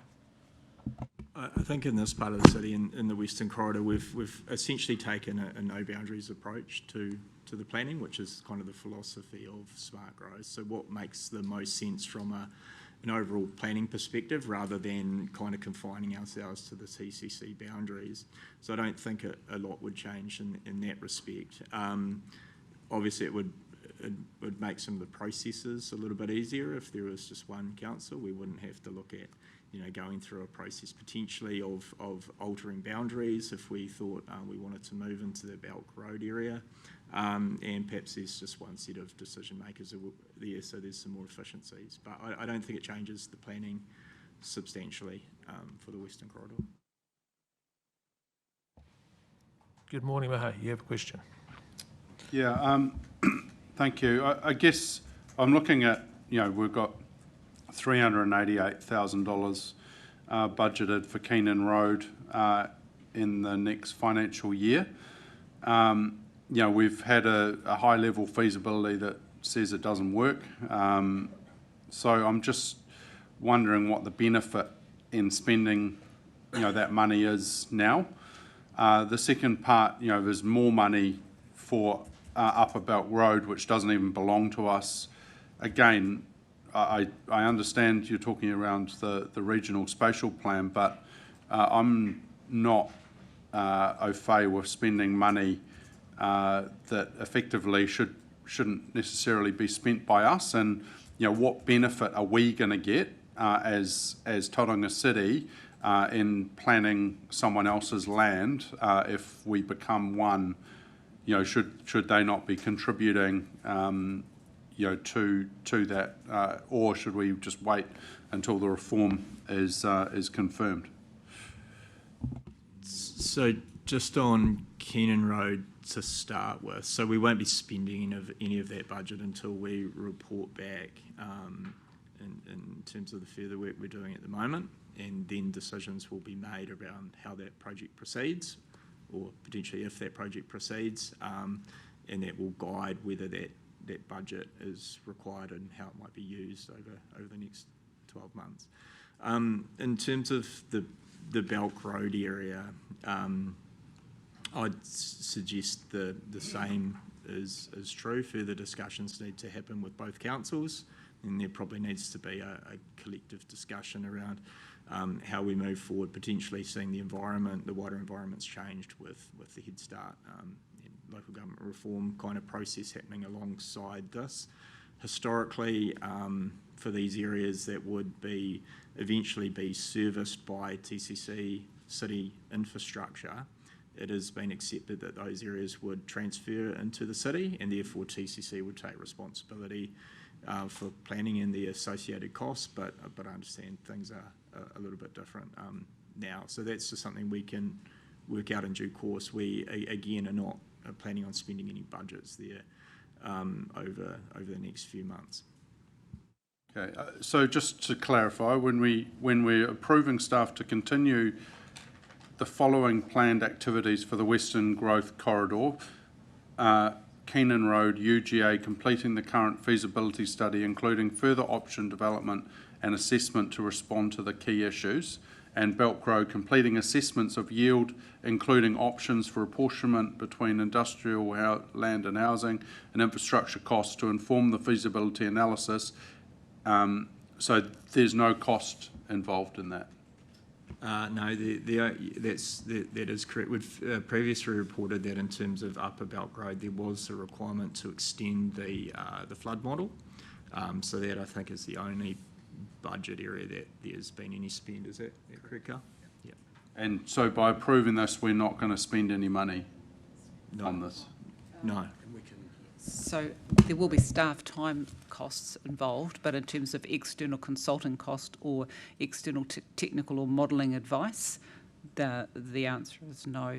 So, and I think that was consistent with the previous report that we brought to you, that we wanted to do as in your direction to limit external consultants as much as possible in terms of value for money, bring you back the work that we could do using internal resource, and then at that point you'd make a decision as to what you wanted to invest going further. So, so what's our internal costs of doing these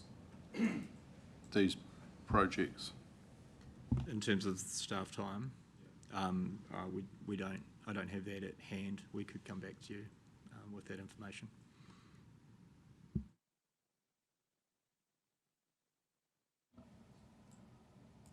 Just make sure the mayor's finished.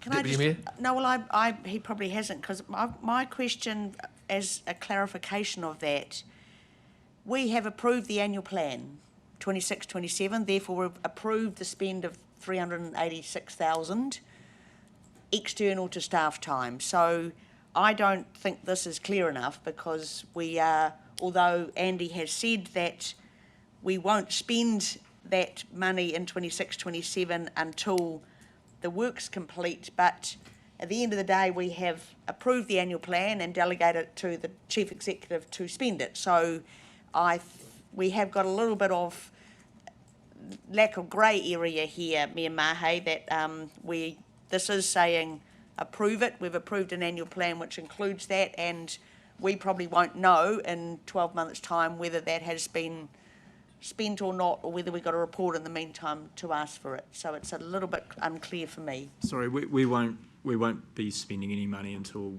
decisions are made that you're happy to proceed with one or more of these projects, and we'll report back every 3 months through this committee on those matters. If the budget isn't required, then it will create additional savings, some of which, in terms of these budgets, we've already earmarked that some of it is not likely to be spent, and so sort of bank some savings in any case. Yep.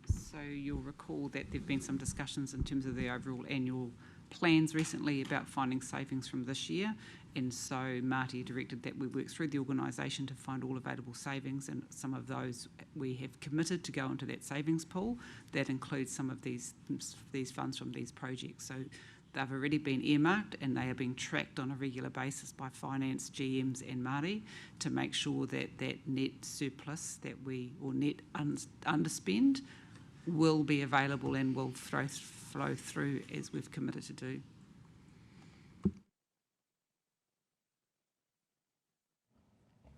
Councillor Schaller. Oh, and then back to the Deputy Mayor. Sorry, can I just, because it's just about that, just a very quick one? So just on that tracking of those savings, where's that, which committee is that being reported through? We're just doing that through a management process, so monthly meetings with each of the GMs in relation to their budgets. So. Okay, we'll probably ask for that to come to the finance working group on a quarterly basis or something. Councillor Schuller. A couple of questions, if I can, Chair. Just reading or just looking at the problem of growth paying for growth. Is the modelling now the same principle modelling as it's been done, or has it been adjusted to factor in this 100% growth pays for growth? That's the first question. Yeah, so what we do is we look at all the infrastructure costs that are required to open up a growth area like Keenan Road, so, Three Waters, transport, other things like parks and reserves.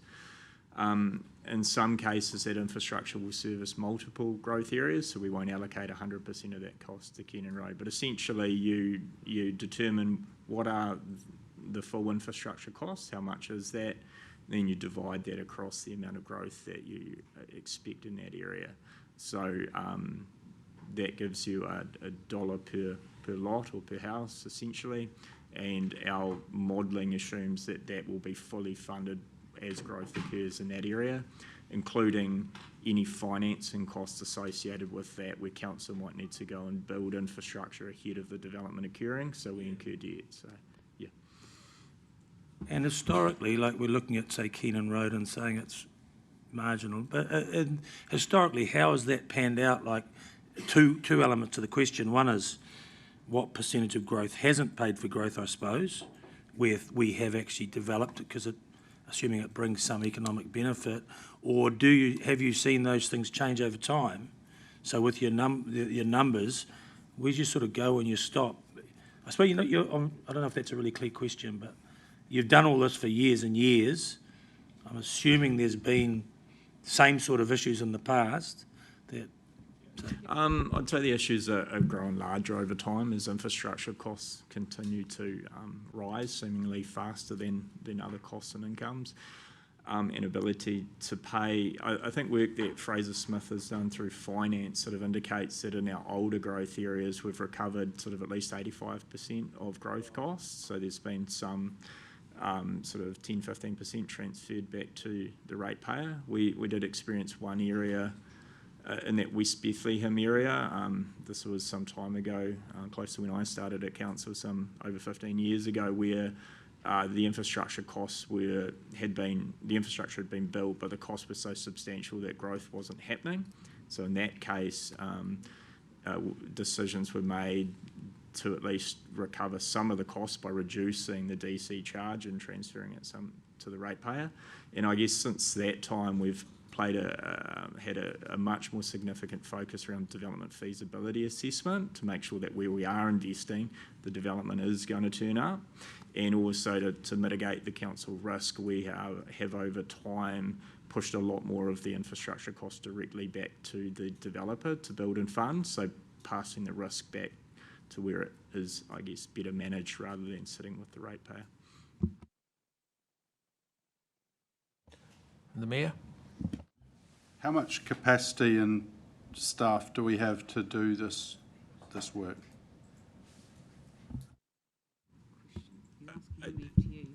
Are you talking about the feasibility work or more broadly the wider planning work, sorry? What we're talking about here is Keenan Road, the feasibility study, and then potentially any further work as well as the Upper Belt Road. Yeah, we have significant capacity internally to do a lot of this work. But when you get into the detail essentially of rezoning areas, you need specialist inputs around landscape and biodiversity and flood management. So there's always those, Geotech, for example, those technical consultants that you need to rely on that we don't have in-house.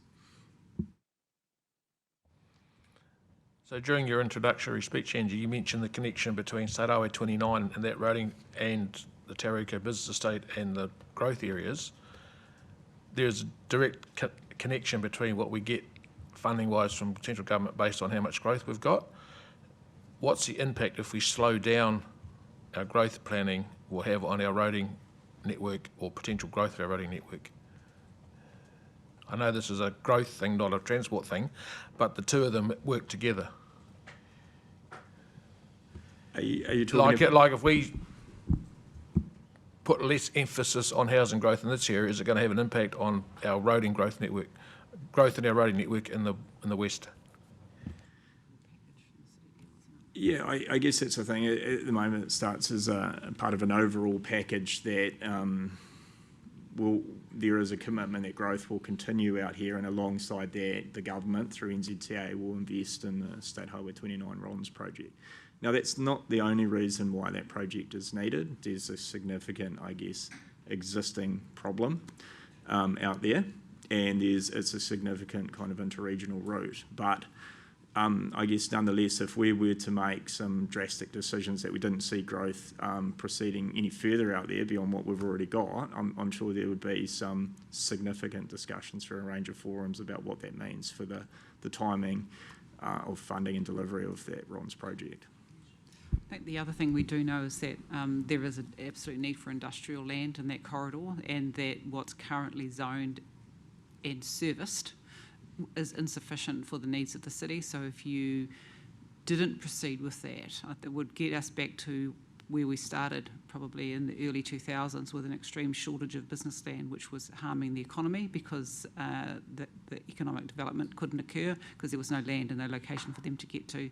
And that corridor, because it's linked to the Waikato and to the Golden Triangle, is the most attractive industrial location for many, particularly given our port and that being the key freight route across to the Golden Triangle. So, yeah. Mayor Mahe? Yeah, so my understanding is we have no more capacity to build anything until State Highway 29 is put through. Is that correct? So what is enabled at the moment is the first 2,400 homes in Te Rauka West and the first 50 hectares, roughly half of the expansion of the Te Rauka Business Estate that's just recently been zoned south of Belt Road. Yeah. So we can't build, beyond that, we can't build another home, or we can't have another hectare of industrial land until 29 is built? That's where things sit at the moment, correct. Okay, yeah.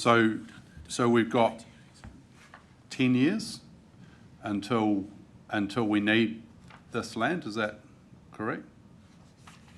So in terms of, I guess, the delivery of that RONZ project, yes, it would probably take at least 10 years. Yeah. Thank you.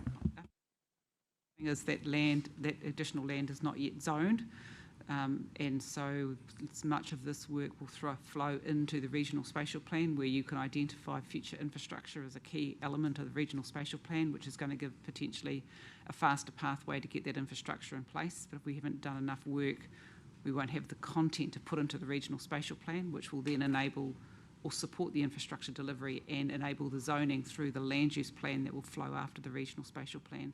So that timeline, and under the new RM reform, the likely date based on the current bill for zoning to have a legal effect is 2029. So we would notify the equivalent of our city plan sometime in 2029 by the looks. At the moment it's early, that probably might get pushed out a little bit, and then it would have legal effect. No, it'd have become fully operative by around 2031, 32. So there is a long lead-in time from a planning perspective, I guess, which is important, that while, development might not be able to happen on the ground for, say, 10 years, there's quite a lot to do to prepare for that between now and then. Councillor Crowther. Just following up on the Mayor's question, I had got in writing from NZTA that stage 3, because we're talking about State Highway 29 upgrade, and I think we need to tease apart the two. The Minister has been very clear that there are funding constraints and that not all stages of all RONZ will be built in a timely way. So NZTA stated stage 3, which is the old stage 3, the original stage 3, enables the full build-out of Tauriko West, unlocks Keenan Road, and enables the full build-out of Tauriko Business Estate. Current estimates are that this will enable just under 10,500 homes to be built in the Western Corridor, on top of the initial 2,000 following the Tauriko enabling works. So, and then it talks about some other things. So my question is, if we exclude Upper Joyce, Merrick, and Upper Belk, Merrick, and Joyce, is there any other part of the industrial area that cannot be built as a result of stage 3 only?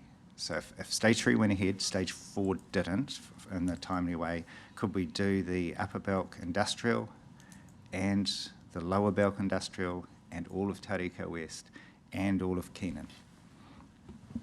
Yeah, the simple answer is yes, as we understand it, and the work that was done for that NZTA business case, where we worked with them pretty closely around the land use that various stages would enable. Of course, I guess the point is at the moment that NZTA's view is that stage 3 is now actually stage 4, and stage 4 is now stage 3. Except that the regional deal said that stage 4 was 3 and 3 was 4 again. But and my follow-up question, if the chair would indulge. For the purposes of those listening and those around the table that may not be fully aware, can you clarify which you're referring to? Which, so there's Manawa Road to Cambridge Road, and there's the crossing intersection to Barks Corner. Which is which? So stage 3 is to upgrade Barks Corner intersection and to upgrade the road, the current State Highway 29A, which goes down to the Taurika roundabout. And that as part of that, if stage 3 went ahead before stage 4, they would upgrade the roundabout to an improved intersection design. If stage 4 happened first, which is what the current government were proposing before our regional deal, it would mean that there would be a bypass from around Redwood Lane through effectively all the way to connect up to what people often know it as Route K, the toll road there, and that would happen under the current GPS. That would happen first, but under the regional deal would be back to the original way.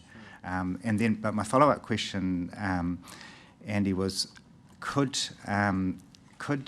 if Keenan went ahead with to the greatest extent possible, or practicable, I wouldn't say possible, then would there be any reason to think that we couldn't develop some of Merrick Road area to sort of replace the same numbers of vehicle movements? Is there anything that would distinguish Keenan and Merrick in terms of needing State Highway 29 upgrade? I don't think the State Highway 29 upgrade is the issue. The issue is around the other infrastructure investment that would be required, particularly from a waters perspective, and there is an update on waters planning coming next. You also face the issue that essentially what we're looking at now is developing the northernmost parts of Keenan Road and leaving the more challenging southern parts till later to fit with any potential future planning for Merrick Road in the distant future. It would be unlikely that you'd skip and jump straight into Merrick Road, and if you did, you'd have to extend services a significant distance at a significant cost. Councillor Crowther wishes a supplementary. Quick question. Well, this is a different question. Just an overall, in all the team's years of working in this space, do you think that you have evidence to show that live, learn, work, play actually works well in reality? And in particular, I'm not so much talking about the learn, because you could say we've got local schools. I'm not talking about the play with playgrounds, but live and work. And in particular, do you think it works well for industrial areas? Ooh, that's a tough question.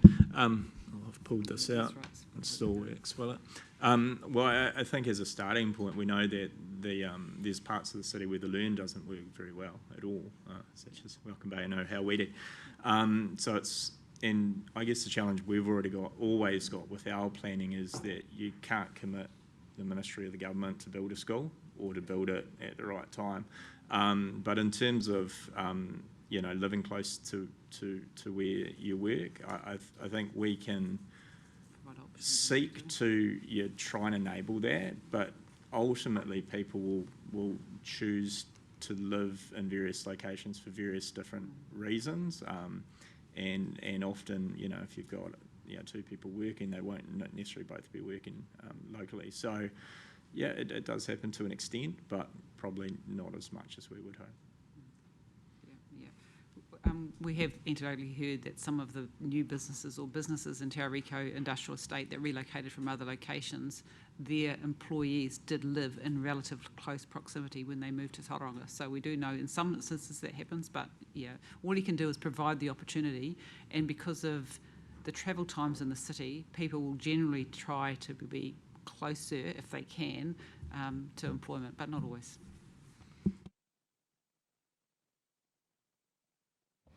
Councillor Schuler. Last one from me, thank you, Chair. Just a quick one. You've mentioned obviously the infrastructure costs increasing over time, disproportionately, I suppose, is impacting feasibility. How much is it may or may not, is the rise of kiwi fruit industry impacting feasibility? It's a good question. If you look at the infrastructure costs, and compare them against the land cost, the infrastructure costs are far more substantial. In the older growth areas, if you look at our DC policy, the DC charges like, $8, $9, $10, $12,000 for the old urban growth areas like Bethlehem, Papamoa and stuff like that. Yeah. And in these new areas that we're planning, you're talking as a minimum $100,000 a lot. And in some of these areas significantly higher than that. The kiwi fruit land values do particularly gold, do exceed significantly $1 million per hectare. Let's say $1 million, it's easy maths, right? $1 million per hectare, if you're delivering 20 dwellings per hectare, that's $50,000 a lot. So the infrastructure costs are much higher than the land input costs. Deputy Mayor Schooler.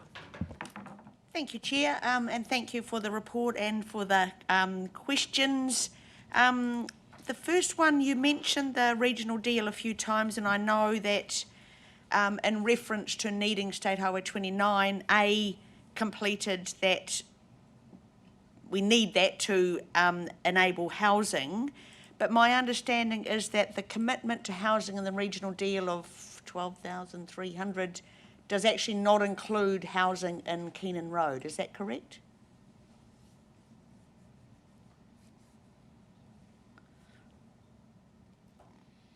We'd have to come back with the detail, but I guess the city deal is based around agreed sort of smart growth areas in the Western Corridor, out east, etc. So we can come back to you with the specific wording. But in smart growth, we did actually move Keenan Road from a growth area to a potential growth area. That was a meeting a couple of weeks ago. Yes. I've got a couple more. So we did have a workshop, and it did talk about the challenging situation we've got with developing Keenan Road, and I would have liked those risks to be in this report because I think they're very real. But just in terms of next steps, are we able to, when we've got a challenging development area that we possibly still need in the future, but maybe not for another 10 years, is there a next step that says we would compare developing here versus densification in one of the areas? Because I think we've highlighted densification in Te Papa, Otamotai and Mount Maunganui. So is that something that either is actually going to happen, or is that a long-term plan request we have made, please? So I think that's a matter that will be worked through as we develop the regional spatial plan. I guess that mix of growth between intensification and greenfield areas, that's always a matter that we'll relook at. The issue with densification, certainly not that you can't do it, it's zoned. In fact, we've zoned for over 300,000 new houses across our city, which is 10 times the amount of total housing we need over the next 30 years. So the issue isn't around the zoning side, it's about how do you get the private sector to go and deliver that housing. And for them, there needs to be money to be made in it, and that's where the challenge is at the moment. And again, that's to me going from planning, change the zone, we've done that. What holistically might we need to do to encourage that? So I agree with that. And my third question is, and I've made a few comments in Stella just in terms of we say growth pays for growth, and you've confirmed growth pays for growth, but we know, having had discussions with trying to find friends for Head Start, that our debt really concerns many people, including our own people. And so, although growth pays for growth, supposedly, what I'm hearing is growth eventually pays for 80% of growth. Is that sort of what we are getting to? And I think just we have to be realistic that if it's sitting on our balance sheet and it doesn't always happen, then I think we need to be realistic. Is growth eventually pays for 85% of growth more accurate? Yeah, that's still around about where we have been, but like I say, we have introduced mechanisms over the last few years to improve that number. So take Tariko West, for example. Essentially, TCC is not investing a single dollar within that growth area, aside from a few community infrastructure and reserve projects. But in terms of core infrastructure, we're not investing anything, and every single dollar is going to be invested directly by the developer, so there is no TCC debt, and there is 100% growth pays for growth internally within that growth area. And that's the model we're rolling out, or looking to roll out in other areas like Te Tumu. And then each LTP round, we do a review of any likely DC under collection, and there's a transfer from rate fund, DC funded debt to rate funded debt. So Fraser does that calculation every year. I think, as far as I know, we're about the only council in New Zealand that does that. Most of others, it just sort of gets washed up in the background somewhere. We do a conscious, transparent assessment to understand that, and we're keeping a cumulative track on the extent that DC recovery is 100%. It's not, so how much less is that, and how we're dealing with it. So you'll see that as a paper that will come through the LTP process, and it is that understanding of that cumulative impact that led us to working on alternative funding package and transferring as much as possible to the developer via way these developer agreements and funding stacks. I can answer the Deputy Mayor's first question in relation to the regional deal. So the schedule specifically talks to three initial focus areas: Tauriko West, including developments in Tauriko West, the business estate, Bayelk Road and Keenan Road. But is that actually talking to is the housing commitment that we've made in the regional deal, because that relates to that we need State Highway 29A for it? Does it actually say we're going to have housing from Keenan Road and the commitment to housing? I believe the opening paragraph of that is to support housing growth through development of roading infrastructure. Correct. Yeah, I just heard from another staff member that it wasn't specifically saying we're expecting housing coming out of Keenan Road. We're specifically looking to move forward in how we can enable growth in that area, including considering Keenan Road. And as stated in this report in paragraph 3, this is looking 30 to 50 years out into the future, given the fact that we've got Te Tumu, all our infield housing, Tariko West, to get us from now to when this may or may not be needed, and it'll be a completely different landscape by the time we get there. Do we have any more questions of staff? Thank you. I'm happy to move with a slight amendment. Thank you very much, staff, for your time, and thank you for the report. Well written. Yes, Mayor Maha, you have? I'm happy to move with a slight amendment to B4. Can we see the Mayor's amendment, please? I think I'll just read it on here. Having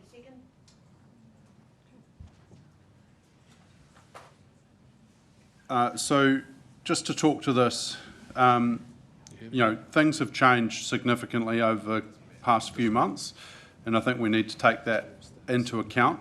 Yes, it has historically, we do all the planning in Western Bay land and then they give it to us, but we're now looking at potentially becoming one council, or I think we've heard today that there's no real rush around doing this, that we can pause a little bit and still have the land zoned and planned. And look, for me, this is not around stopping stuff. I still think there's some work to be done here. But while we, if we do come together, then we should be sharing the costs with everyone involved, and we shouldn't be investing our ratepayers' money in planning what is currently not ours, and clearly through change it wouldn't be the same mechanism where we're given the land, because we'd be a new entity. So, that's why I think we should pause. And, I think what we've discussed at this council a lot is we need to do things differently. We need to look at other options. So if we have a lot of capacity within our staff, then we either need to downsize or we need to find other projects that we can do. And, very much where we're going is a prioritising Te Tumu. So let's focus our energies and efforts on that. Secondly, again, if we've got extra capacity, I'd love to see some more work done on intensification and see what we could deliver. What is the opportunity cost of doing greenfields is brownfields. So, how could we deliver it in a different way and enable intensification all around our city that would potentially cost a lot less money? These areas eventually are going to be developed, and I don't have an issue with that. I'm just saying, why are we pushing ahead right now to do all this work for something that we've heard is very unlikely to have a house built on it for at least 10 years. So, regional spatial planning, land use, there's time for this stuff to come into that project area. Look, we've got a paper later on where we're going to talk about the wastewater and water kind of capacity. That's great information to know because we want to know what can be built in the interim. But what we can't do is build significant houses out here until a whole lot of things fall into place. So, I'm very, very aware that things take time, but I would, rather than sit around and talk about this for 20 years, I would prefer to put our priorities where we can deliver houses quickly.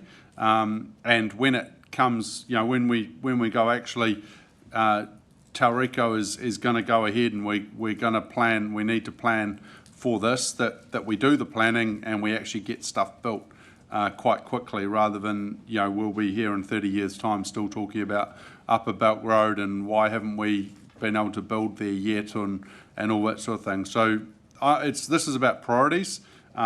This at the moment is not my number one priority.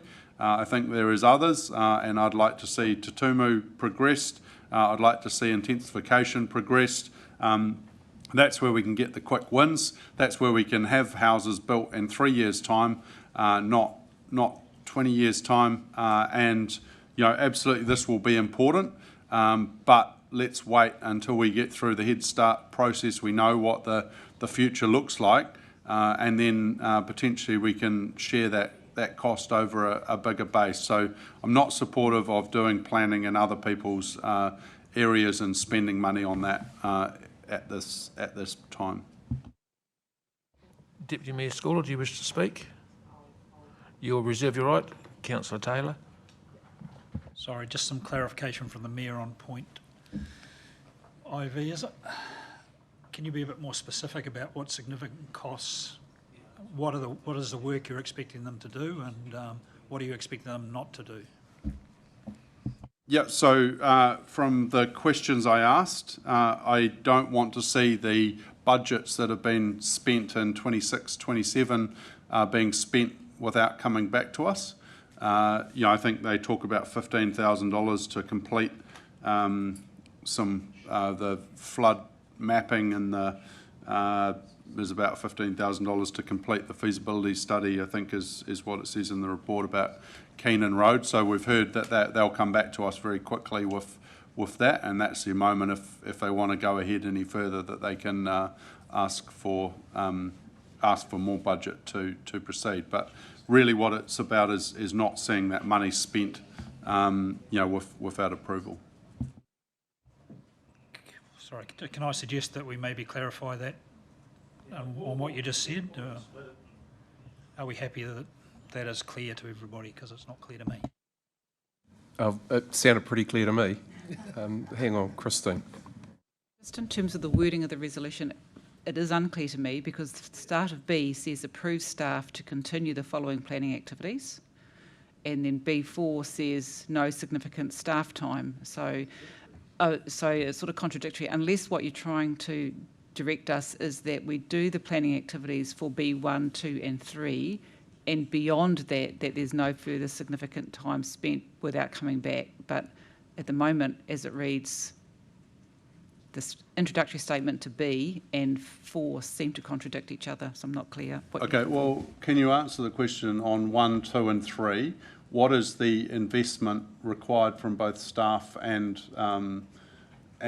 costs to complete that? If we're talking about that $30,000, then I'm happy for that to continue. But from the question I asked, it sounded like that wasn't significant spending. And if that's the case, I'm happy for you to complete it. If that's going to cost significant staff time or costs, and it's going to talk about the budgets that we've heard, which is 388,000 and 400 something thousand, then I'm not comfortable with that. So I'd change B if that's the case. That's what my question was. What are we approving in B? What are you going to give us in B by approving that?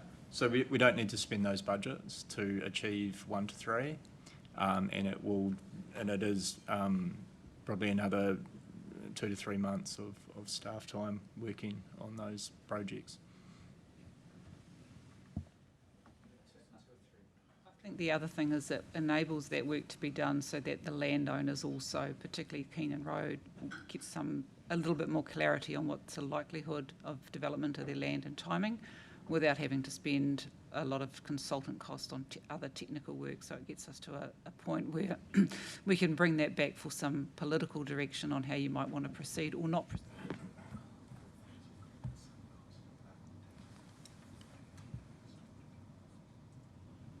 Councillor Crowther. Can I also ask for a point of clarification? Am I understanding correctly that the Keenan feasibility is in a different space to the Upper Belk?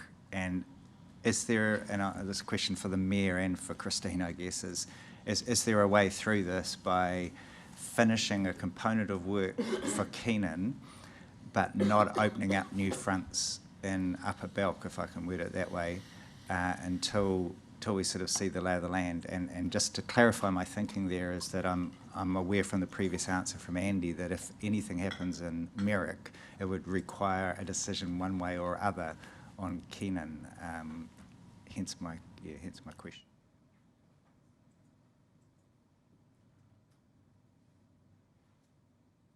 Well, have we done anything on Upper Belk Road yet?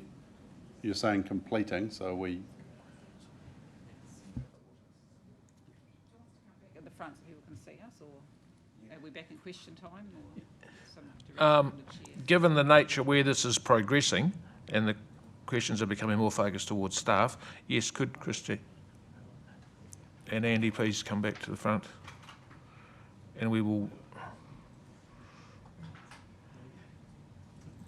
Can we keep this very brief because we've Absolutely. due for a break? Yeah. So I think just in terms of Belk Road, there's certainly an opportunity for Belk Road to be staged and for an initial stage of Belk Road to proceed subject to that transport investment reasonably quickly in that kind of 10-year time frame, so building kind of straight on from stage 4, and that may be able to be picked up from the initial work that we do. If we get the approval of both councils, it can perhaps become more of a developer-led project, but we would still need to incorporate it into the regional spatial plan and land use plans. So have we done anything on Upper Belk Road yet? Yes, but desktop work. Okay, so this is more than desktop work? Yeah, as I mentioned before, the only other thing we've done, and Claudia can talk to it, is that we've extended or are in the process of extending the flood model to include the Belk Road catchment. So just on that, because we've extended the business estate or allowed it to be extended, the developer has presented us an opportunity of an alternative access potentially because of where he's pushed up through Belk Road, and that's what we're currently exploring?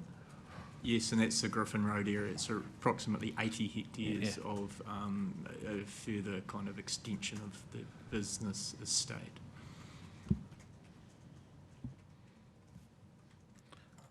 So can we have a clarification on the wording so we're not contradicting ourselves in our recommendation? Just a suggestion, if you are comfortable with 1, 2 and 3 proceeding on the basis of staff time the next few months to bring back then a more comprehensive report for you to make some decisions on, if you do, I'm not sure if you do, but then you could leave B1, 2 and 3 and then create 4. You could either have a separate resolution or say no external costs to be incurred over above the flood model, and and beyond B1, 2 and 3, no further staff time until it's been reported back and council has made decisions. Just report back. Report back, so that's what we'd do. I guess my point is, why do we need 2 and 3?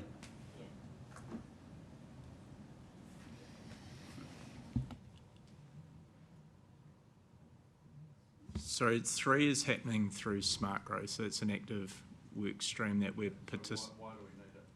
Well, this is just to advise you the work that is happening in terms of the Western Corridor area, and what we intend to do beyond this committee meeting before we report back for further decisions. Yeah. Well, I'd like, my direction would be stop Smart Growth doing that, take that out, take 2 out, and we just have 1. That might have to go for a vote because I support B as it is right now. So, I think we can vote on 4. Well, I think I'll suggest an amendment. We take 2 and 3 out. Are you proposing that amendment? Yeah. Okay. So that's an amendment. Yes, thank you very much, Christiane. Thank you very much. We'll finish this. Do I have a seconder for the Mayor's proposed amendment? Deputy Mayor Schooler, do you wish to, Mahe's spoken, or do you want to clarify what you do? Just on the amendment, again, it just goes to the same point. We're spending money where we don't need to be spending money right now, and it doesn't add anything while we're going through this Head Start proposal. And let's do this, together once we've figured out that. And again, let's focus our energies on where we're actually going to deliver houses, which is intensification and potentially Te Tumu. Deputy Mayor.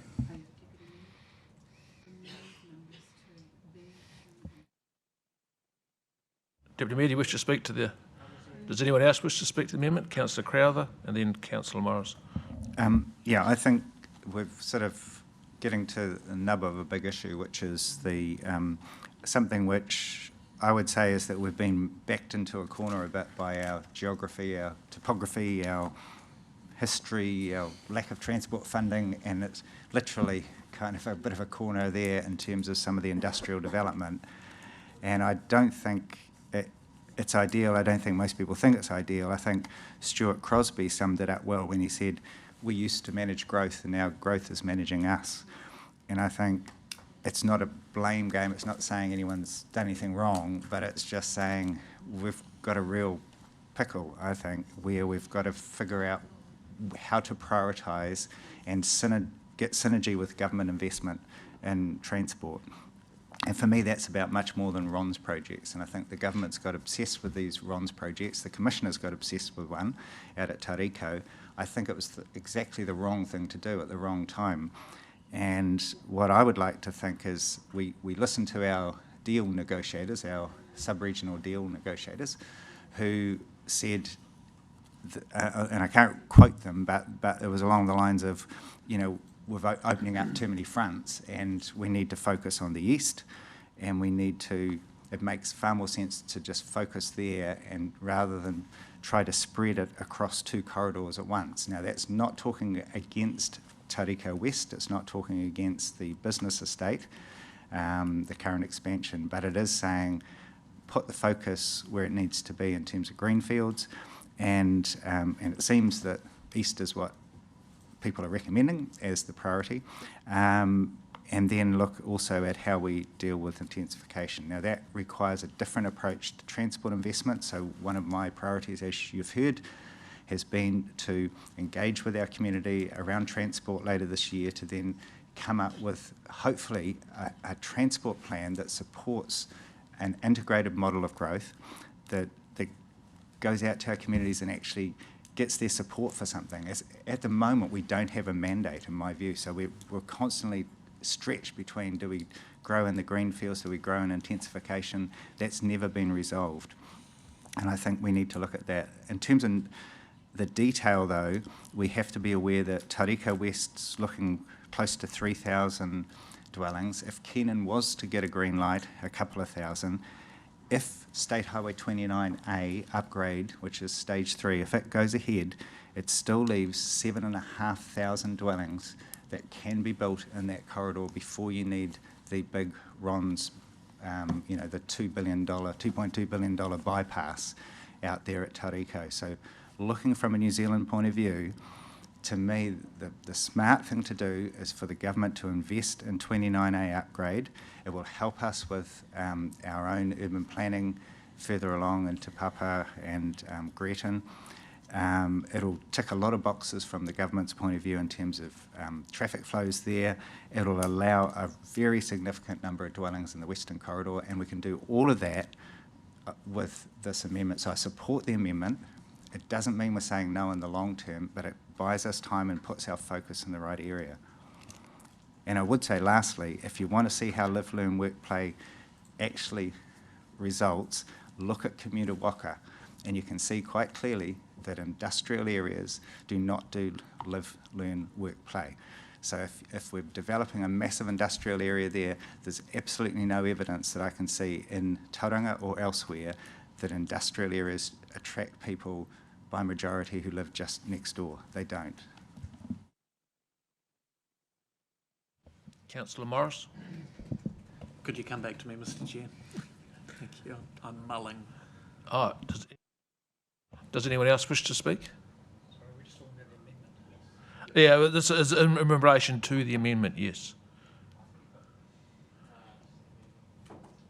Yeah, my personal view is I do not support the amendment. It runs contrary to other agreements and commitments that we've made. And I don't necessarily agree with Councillor Crowther's statement around people living next to business estate.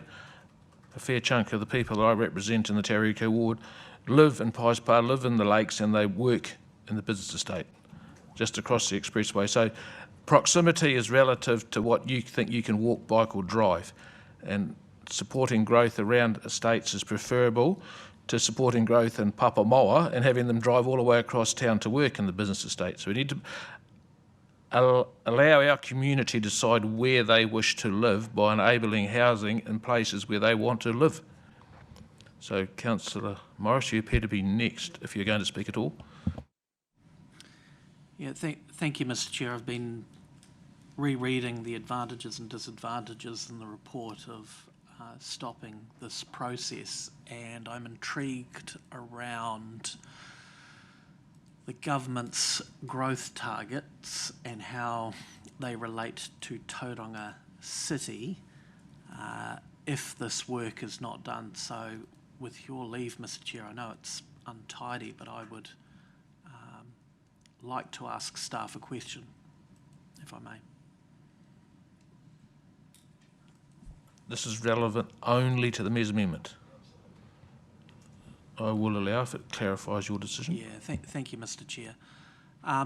So in the past, I've invited strong and direct feedback from our staff. And so in terms of the government's housing growth targets, what, in your professional view, is the risk of removing these items from the resolutions and requiring a report back at a later date?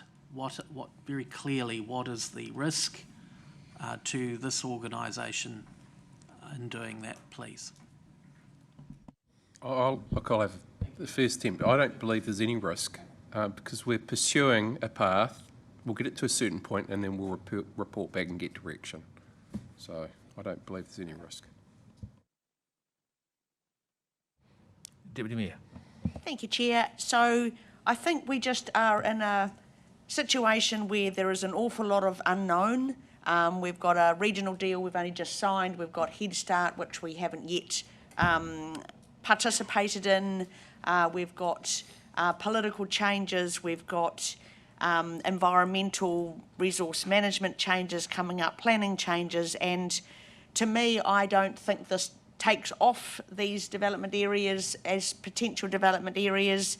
But if they are 10 years away, then I think we need to be careful not to do work that ends up not being relevant in 7 years when the actual work has to be done. So, and I think to the Mayor's comments, we need to be thinking about where our focus areas are so we can actually focus and actually get progress on Te Timu. And I think I'd really like some focus on if we've got plan changes for densification, intensification in 3 areas, Te Papa, Otamotai and Mount Maunganui.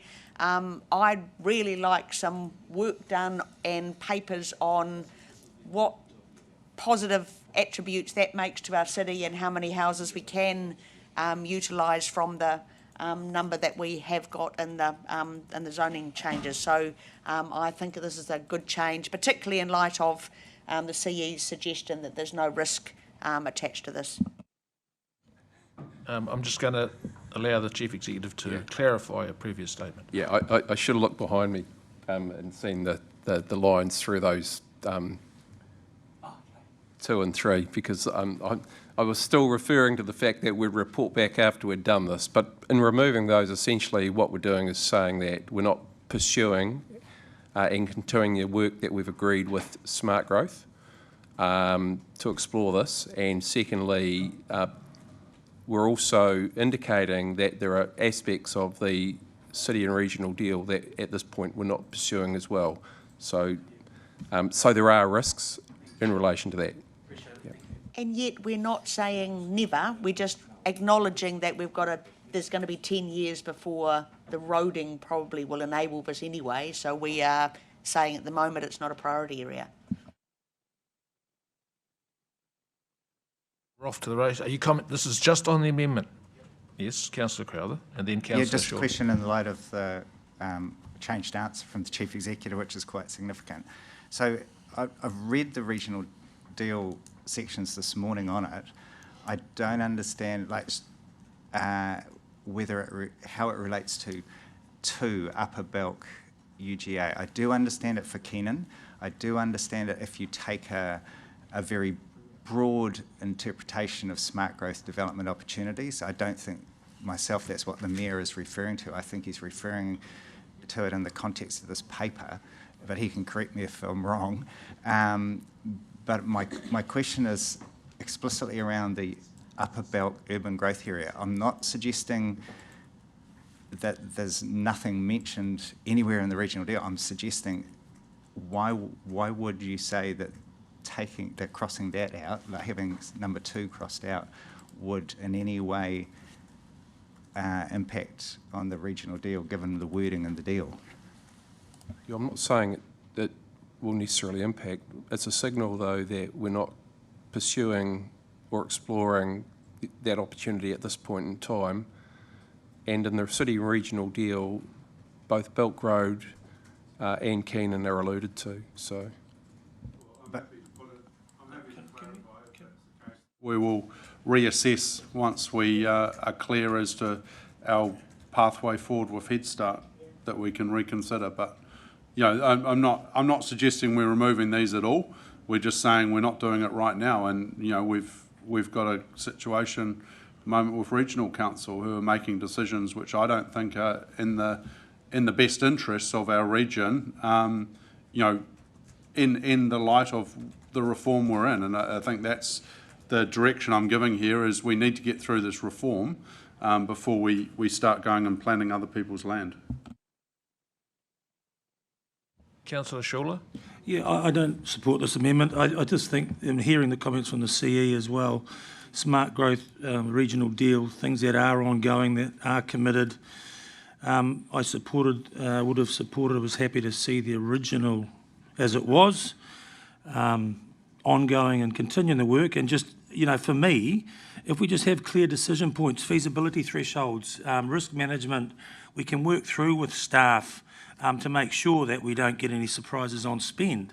But right here, we're making fundamentally a big choice that, in effect, well, perception will be the reality, but it reverses that thinking, and we could also choose to support the professional and the acumen and the ability of our staff to understand where we are and come back to us at the appropriate times. But this is a big change, and yeah, I don't like the message it sends, so I won't support the amendment. Councillor Crowther and then Tangata Whenua Rep Arthur Flintoff. Yeah, I'd just like another clarification, please, because having searched in the commitments document for the regional deal, the word bulk is mentioned 3 times. So, and one of them is just without specifying whether it's upper or lower. The issue that I see here is that the advice on this is quite critical to it. It says on page 1, it talks about it helps enable the Keenan Road growth housing area and Lower Bulk Road industrial land development. And then on page 2, it says the 3 initial focus areas for growth are ... Tauriko West, and then under there it talks about Western Corridor, including the developments in Tauriko West, Tauriko Business Estate, Lower Bulk Road, and Keenan Road. And then the last one, as I say, was in a broader context of local road improvements, and it just said Bulk Road, but it was in the context of previously stating Lower Bulk Road. And when I've asked on the deal, this was a specific question that I asked, was there anything in the deal that related to Upper Bulk Road? And the answer was clearly no. So I just really want to get crystal clear on this before I vote, because this is quite important in terms of the scope of it and the impact. Tangata Whenua Rep Arthur Flintoff.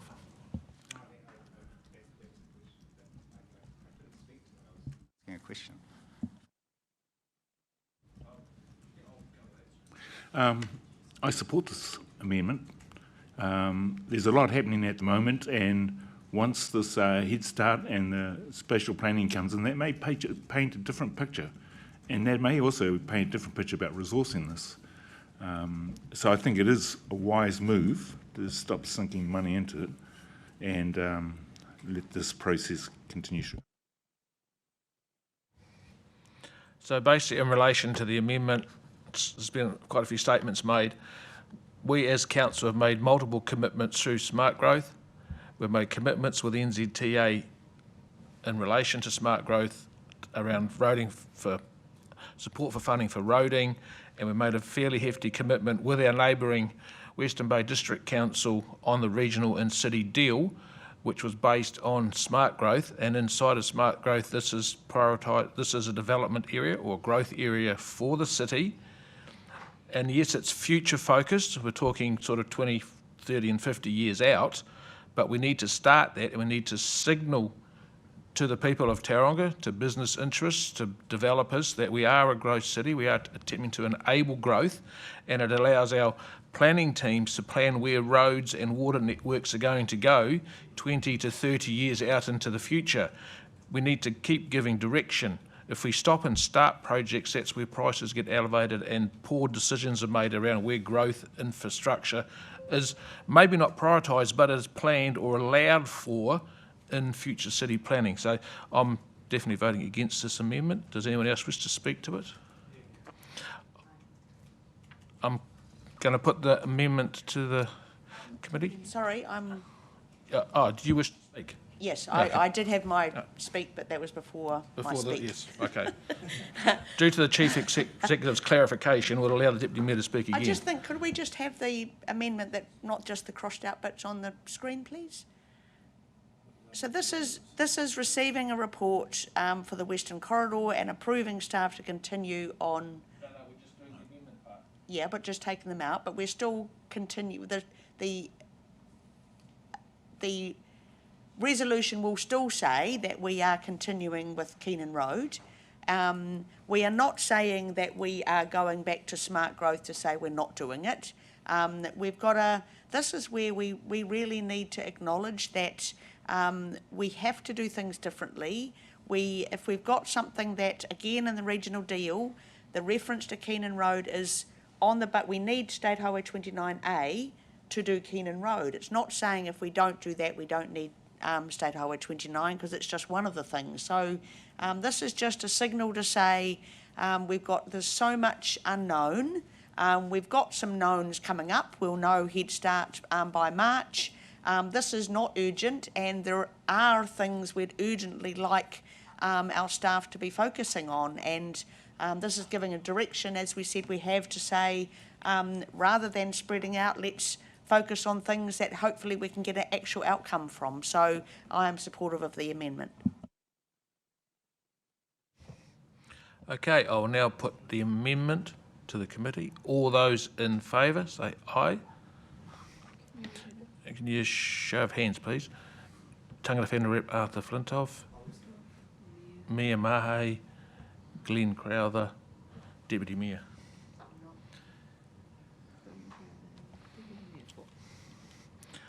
All those against, please raise your hands.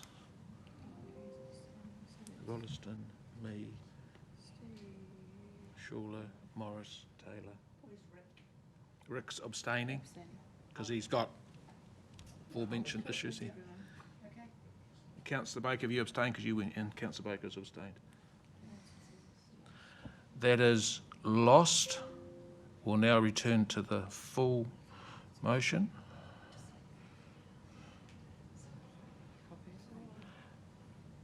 And the Mayor's part D is just clarify that the Mayor's amendment about the spending is still there. It's still there, just make sure it's in. I don't want to make sure it drops off in this.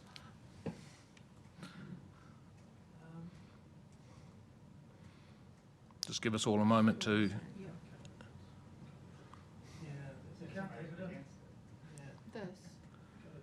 Was that in the amendment? We didn't vote on it. It wasn't part of the amendment that we just voted on, because we voted to remove 2 and 3, not that. And that was moved with 4 in it. Councillor Morris. Thank you for the point of order.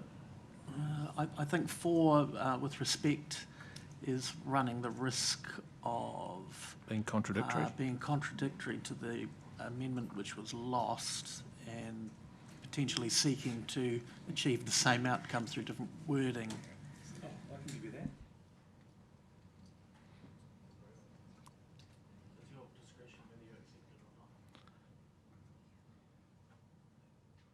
Just to the... To clarify, I think it's basically saying it's along the questioning that they've said that there wasn't any significant costs involved in both Keenan and Upper Belk. So you can so remove it's it? just reiterating that. I'll report back. I think during this whole debate, staff have received very clear message that apart from completing the immediate work, no further work will be done without a report back to this council. So in relation to Councillor Morris's point of order, would you just remove 4? I'm just saying I have to get permission from the mover. I have to get permission from the mover and the seconder, but is that your suggestion? Oh, I see. Well, I understand what you're saying. Yeah. No, it's at your discretion, Mr. Chair, whether to accept a motion or part thereof of a motion. My observation would be that it appears to be somewhat contradictory to the resolution which was just lost, if not in its entirety, to a point. I would go back to the questioning of staff that said that it wasn't going to be significant, that it was only a little bit, and then they would come back to us to do it. So I think the significant costs or staff time, I think, is probably the key there. Because that's how staff answered, and I'm happy to take them by their word that there is no significant staff costs or time involved in getting to the next stage of this. But Christine, you have clarification? Just suggest in 4, if you put the word further staff time, because that deals with at the top you've got B, approve staff to do these things. Sorry, in front of staff. So go no significant external costs, maybe be the way to put it, or further staff time, which enables B1, 2 and 3 to happen. And then there's a report back to the City Futures around what do you want to do. So we report that work back and then say, at this point now, what do you want to do? I think that would make it a bit clearer, otherwise it sort of contradicts itself. Just a question. Oh, sorry, sir. First of all, is the mover and the seconder happy with the change in wording?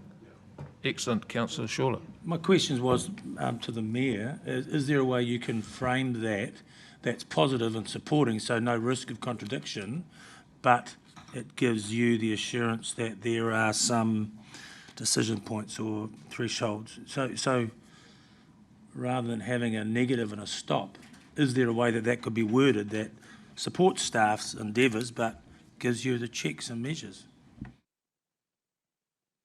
Yeah, look, we've got experienced, capable staff that have been listening to this, and we've heard and we understand clearly that there are some, if you like, some parameters and guidelines that you've set around how we approach this. And before assuming we do the initial piece of work, any further work that incurs costs or additional time, we'll report back. Right. Further report back to rather than sign off? We'll report back. We'll be reporting back. Well, yeah. So now that we've got back to the substantive, Mayor Mahey, do you wish to speak to the? I've spoken initially. Yeah, spoken initially. Deputy Mayor, does anyone else wish to speak to it? Right, I will put the full recommendation to the table. Sorry, Councillor Crowther. Yeah, I won't do a full speech again because I said it before, but I do want to address that issue of live, learn, work, play and where people work, and I think it would be really helpful for people to really get to grips with that, because it is something which impacts our transport planning so much. And the evidence to me looks pretty crystal clear that I heard what was said in response, but I think that the you can look at Tauriko Pais Pa area provides fewer than 20% of people who work in Tauriko, and Otomotai Brookfield provides 14, so it's 19 to 14. Now, I'm not saying there's no difference, it does make a difference, but when you compare industrial areas to the movement of people from, for instance, like what I call sort of greater Otomotai, all those little SA2 areas in Otomotai Brookfield, and you look at how many come into the CBD each day, that's a much more significant factor in my view, whereas the industrial areas, I think probably because they're more specialised jobs rather than just, if you like, a range of office jobs, then I think that it does require us to be much more thoughtful in planning. The impact of that is quite significant. If we're going to develop Upper Belt Road for residential, I don't think there's any guarantee that we're going to have people working in the Tauriko business estate. So we need to, if we look like we're going down that track still, so we need to actually put in place proper transport funding in our council to deliver the kind of city we want, not just think that a RONS project's going to magically make that a really great place to live. Anyone else? Councillor Shawler. Yeah, maybe I'm feeling a bit confrontational today.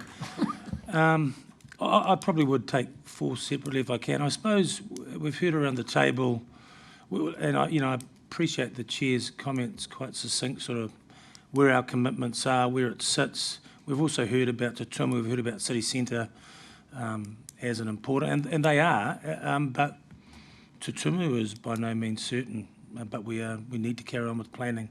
City Centre, the message is that what messages are we sending, what are we going to do to make sure that that works? And another part of the prong, a key part of it, is the Western Corridor. And I would prefer to, we've signed off on an annual plan, I'd prefer to trust our staff to do what they feel they need to do, whether that's a 5-year or part of a 10-year plan or part of 20 or 30. 40 or 50, I'm just saying numbers here, to do what they need to do to help us plan for the future. And I really struggle with some of these limitations we're putting on. So I'll just ask you to take 4 separately, because I'll vote against that. So given the comments of Councillor, are the rest of us prepared to take the whole thing as... Oh, you can just note that I'm not voting. No, what I'm saying is I'll take the complete less B4.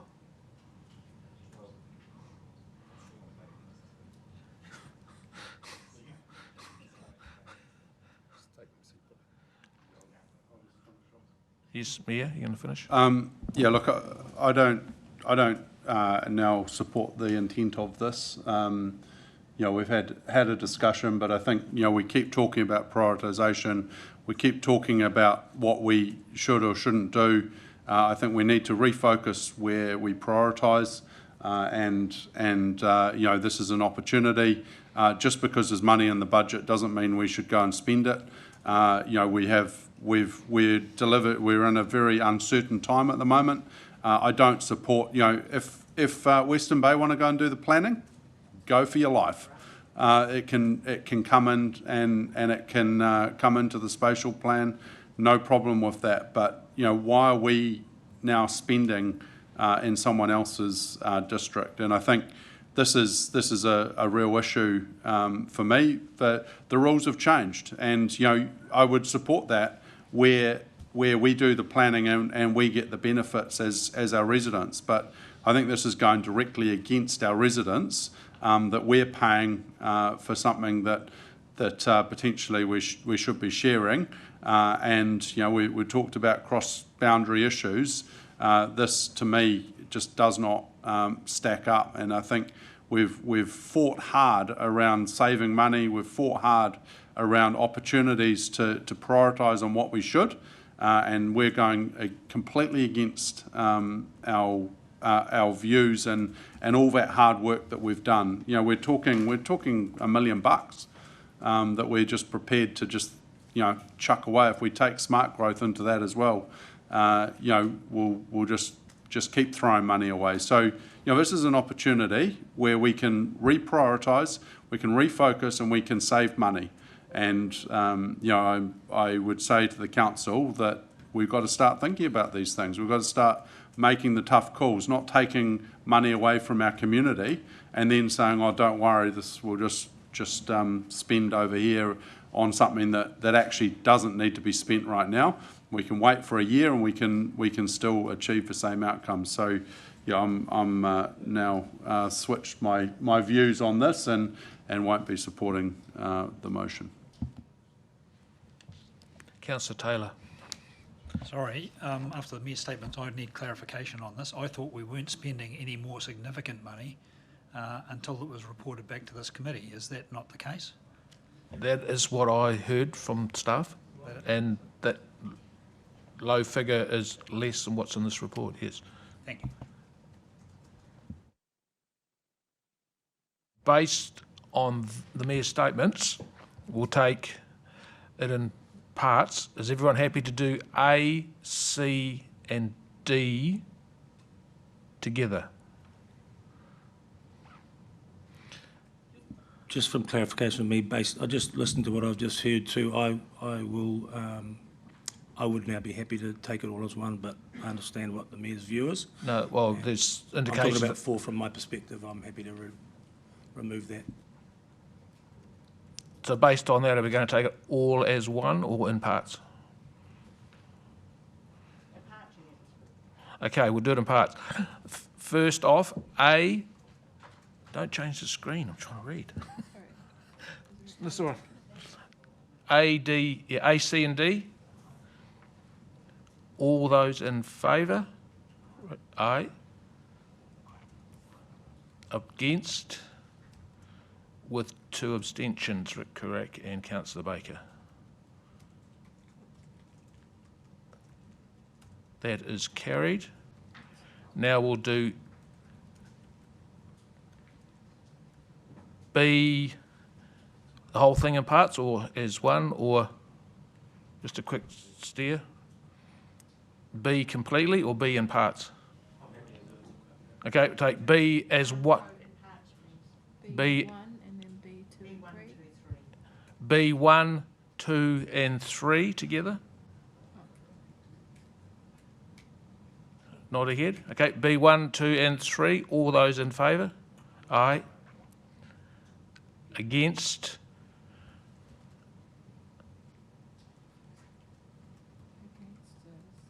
Mayor, Arthur, Crowther and Deputy Mayor. Oh, that's a close one. No, we've got 2 abstentions. That's 6, so it's all those in favour again. 1, 2, that's 4 and 4.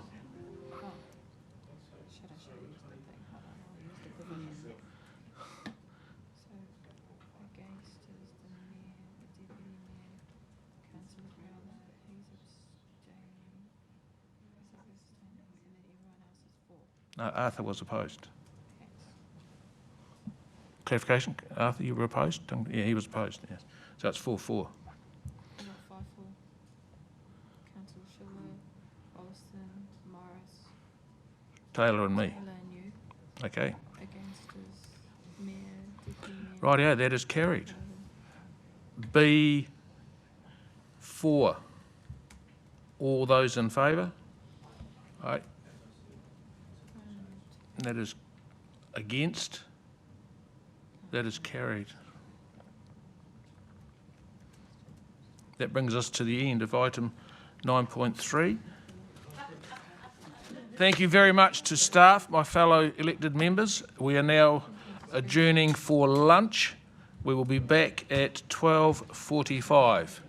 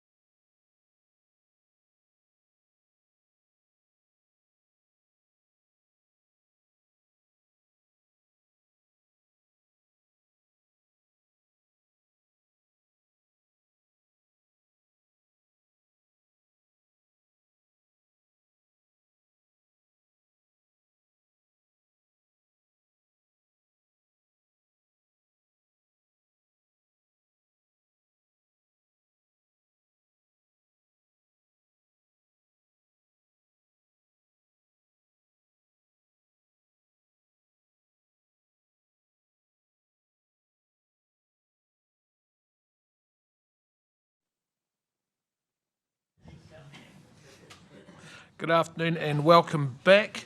City Futures Committee of the 30th of June. We'll continue with our agenda. Item 9.4, for those at home, it's page 87.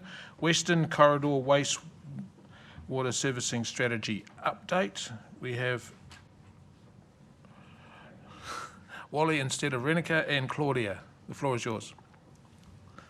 Hello. So I actually listened to the earlier presentation, so I know what you're thinking is generally about the spending on the Western Corridor.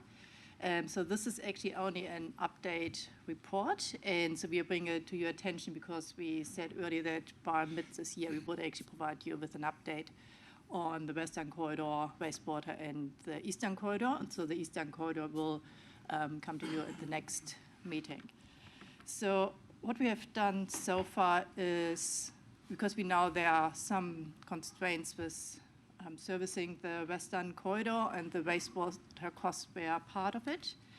So we had another closer look at what we can actually send through our existing system, went really into close assessments of the Memorial Park pump station and other related infrastructure. So the findings of that is that we can send more through that network than we previously thought, but not to the full extent as a full build-out of the Western Corridor would require. So it's some good news story, but not the full good news. And because the potential costs of having significant downstream infrastructure to get actually the flows, wastewater flows to Te Manga, raised the idea that maybe we need to have our own treatment plant for the Western area, or a subset of multiple decentralized treatment plants. So we had a high-level study of what the treatment plant costs would be. And so they came up with a couple of numbers. So we have got a high-level range of ideas how much that costs. But that cost is now quite comparable by sending it to Te Manga. So it's not that it's a clear yes or no answer for one of these options. And so we are currently going into more depth of looking more at potential disposal areas and where basically locations could be, and also the conveyance cost. So the conveyance cost will probably be the significant one to maybe determine the one or the other option is actually the financially more viable option. And so while this piece of work is relevant for the Western Growth Area, it is also relevant for our work for Te Manga, where we are working on a program business case at the moment to actually determine which area should actually be treated by Te Manga in the future, which growth areas or which not. So, and what happens to the future outfall of Te Manga, which need to be reconsented by 2040. So it's long time frames. But actually, if we would need somewhere a new treatment plant, you're not doing this within 5 years. So there's a lot of engagement to be done to find the right size. Where do you actually put it? Where's your disposal going? So you need to have lead-in times of at least 15 years, and that would still be quite quick. So there's still, it's quite relevant to still finalize the study by December to give a clearer steer if Te Manga is actually the preferred option for this Western Corridor or not. Yeah, this is just an interim report, and yeah, by December we should have more costs about conveyance, etc., which would provide a fuller picture.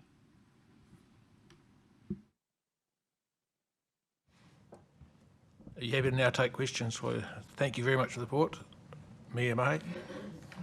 Yeah, I have a couple of questions, and in light of talking about this, obviously, we've got some issues at Te Manga at the moment, but what is the ideal if we're a city of 200,000 people? Is it that we have multiple treatment stations around the city, or is it that we do it all centralised in one place? What does best case look like? Yeah, so it is generally easier to operate if you have it more centralised, and if it's one or two plants, it's one question. But with the conveyance cost and additional infrastructure needed, we are probably coming to a point where we need to weigh up if it should go all to one treatment plant, or it's more feasible to have a new treatment plant. So that's what we are exploring currently for the Western Corridor, but also for the Eastern corridor as well.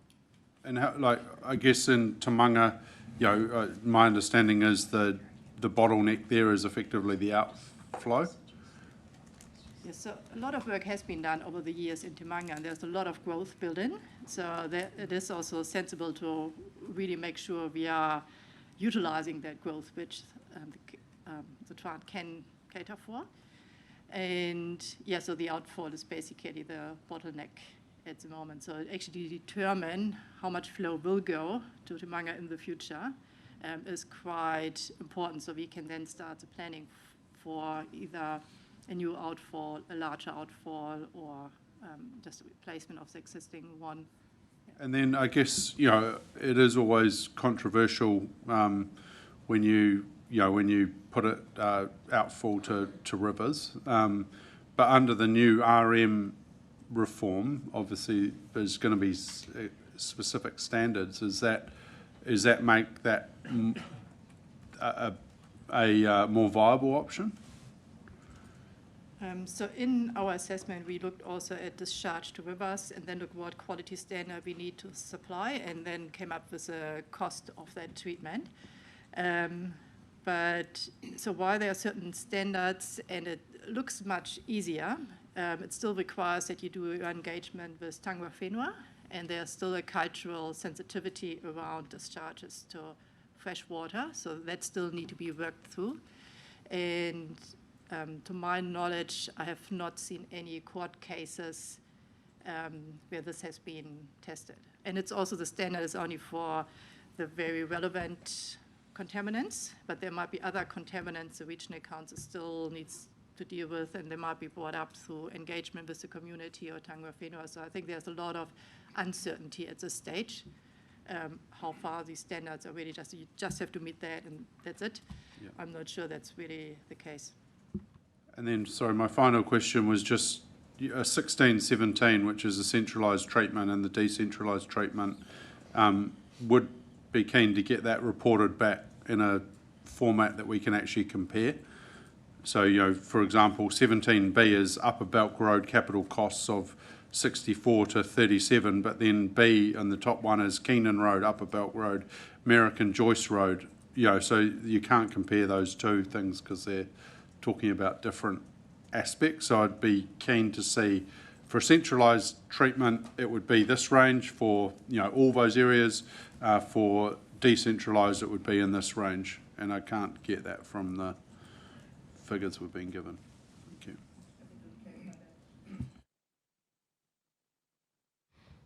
Do you have any more questions? Tangata Whenua, Arthur Flintoff. Yeah, I wasn't at that 30th. I wasn't invited to the feasibility workshop that you had, so I wonder if I could maybe get some information about the feasibility of that workshop. Yes, so Tangata Whenua engagement, we actually invited all of the relevant iwi and hapu groups around the Western Corridor, and it's a large area, so we had them all around the table. And at that time, we also asked them if they would like to have a kind of working group or a regular coming together, so keep them up to date along the way, but that wasn't their preferred approach. So we just agreed that we would keep them up to date with information, so everybody has got the same base layer, but then come back to them for specific projects as relevant to their area. So that was their preferred approach.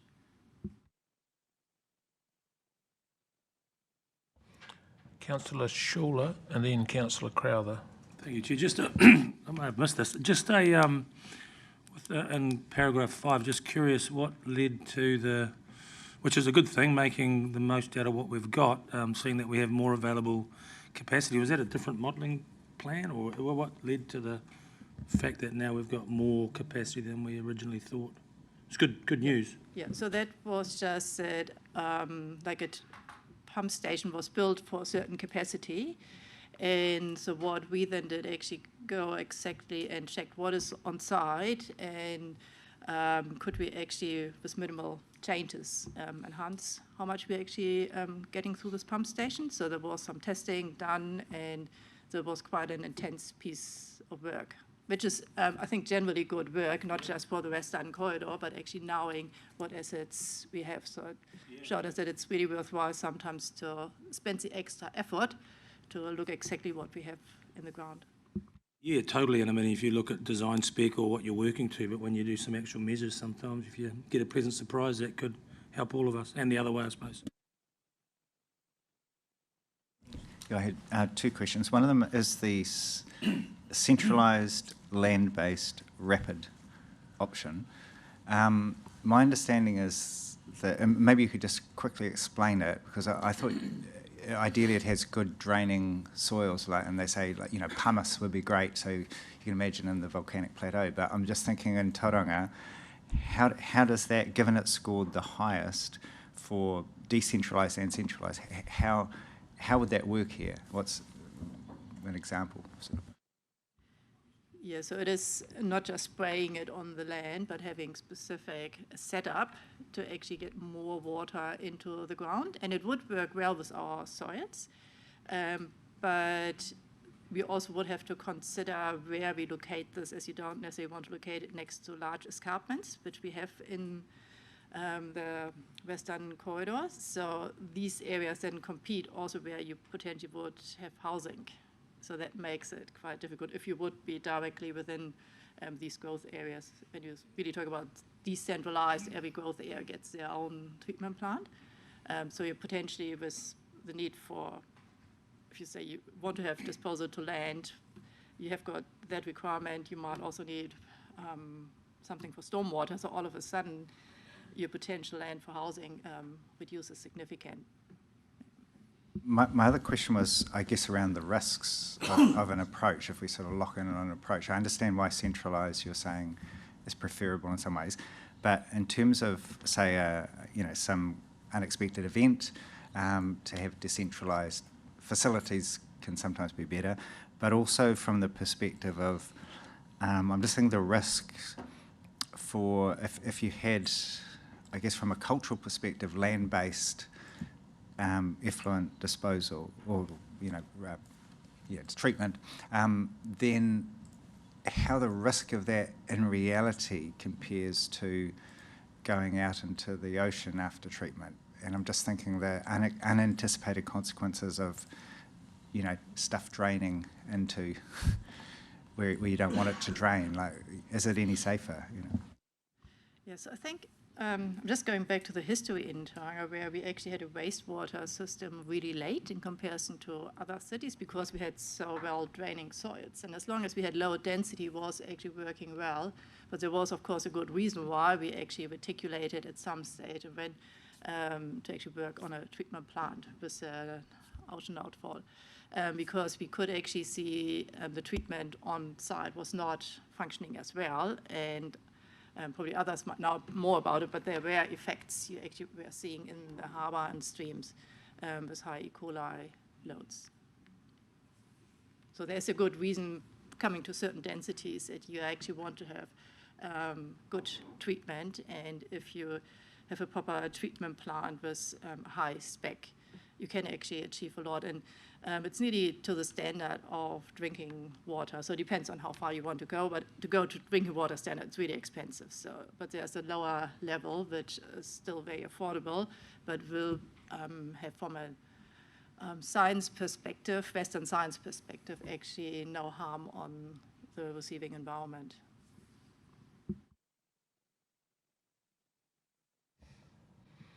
Any more questions of staff?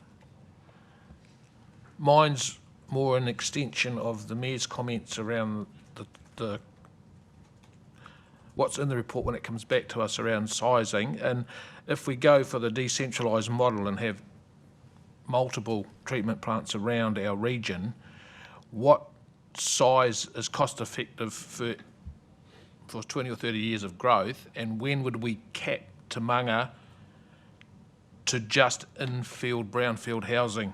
So we're not piping all the way across the city. At what point would that anticipate to happen? If it's in the report, I don't need to answer now, but when it's in the report, so we can decide, make an informed decision of when that's going to be, no, it's not going to receive any more greenfield growth. If that's in the report, it would be quite helpful if we go to a decentralised model. And because part 2 to that is risk. Having multiple sites reduces the risk for the city. So if there is an event, whatever the event is, if we only lose one station, the impact on the city isn't complete. It's not a total disaster. But if that could be in the report, that would be very helpful. If there are... Okay. I don't need you to answer right now, but I'd like... So there's multiple answers because there's multiple questions in there around risk, and it all depends on how you assess that risk. And obviously an ocean outfall has a lower risk category, if you like, than multiple to ground and to streams, because they are more prone to disruption. So there's trade-offs there. Just remember, this report is very initial. They're not budget numbers. Please don't treat them as budget numbers or ring fence them. They are just for a simple membrane bioreactor plant to capture that amount of load that's predicted in those areas. It excludes the networks, so there's no pipes in there, there's no pumping stations, there's no discharge, there's no outfalls, there's no purchase of land to jet that water into the ground. It's just for a little wee treatment plant or two little treatment plants. So very, very initial work. It's just showing you where we're at this point in time. And in December, well, at the end of the year, we'll have a bit more information to bring back to you. And typically, just roughly, a treatment plant is 50% of the cost. Network's the other 50%. And if you then into a land and water discharge, that could be another 50%. So this could only be a third of the cost of what's in there at the moment. So, but again, we haven't done that piece of work yet because we don't know what the price of the land is, because we don't know where the sites are, you know, yada, yada, yada. I thought Councillor Taylor had his hand up. Oh, no, I'll just get Councillor Crowther's question, then we'll move on. Sorry, another quick one. The ocean option scored the worst 2 scores out of the 8 options. Did they factor in to this sort of initial feasibility cultural factors and or the kind of what would you say, like perception factors or consenting factors, any of those, or was that solely based on sort of a Western analytical method? No, so I took the cost into account. When you think about the Western Corridor is pretty far away from the coast, there would be a big cost to actually get the water through a new coastal outfall, and the consenting would be difficult as well. And cultural factors were a whole range of different factors which we are taking into account, and the preference for land disposal put these ones a bit higher. Yeah.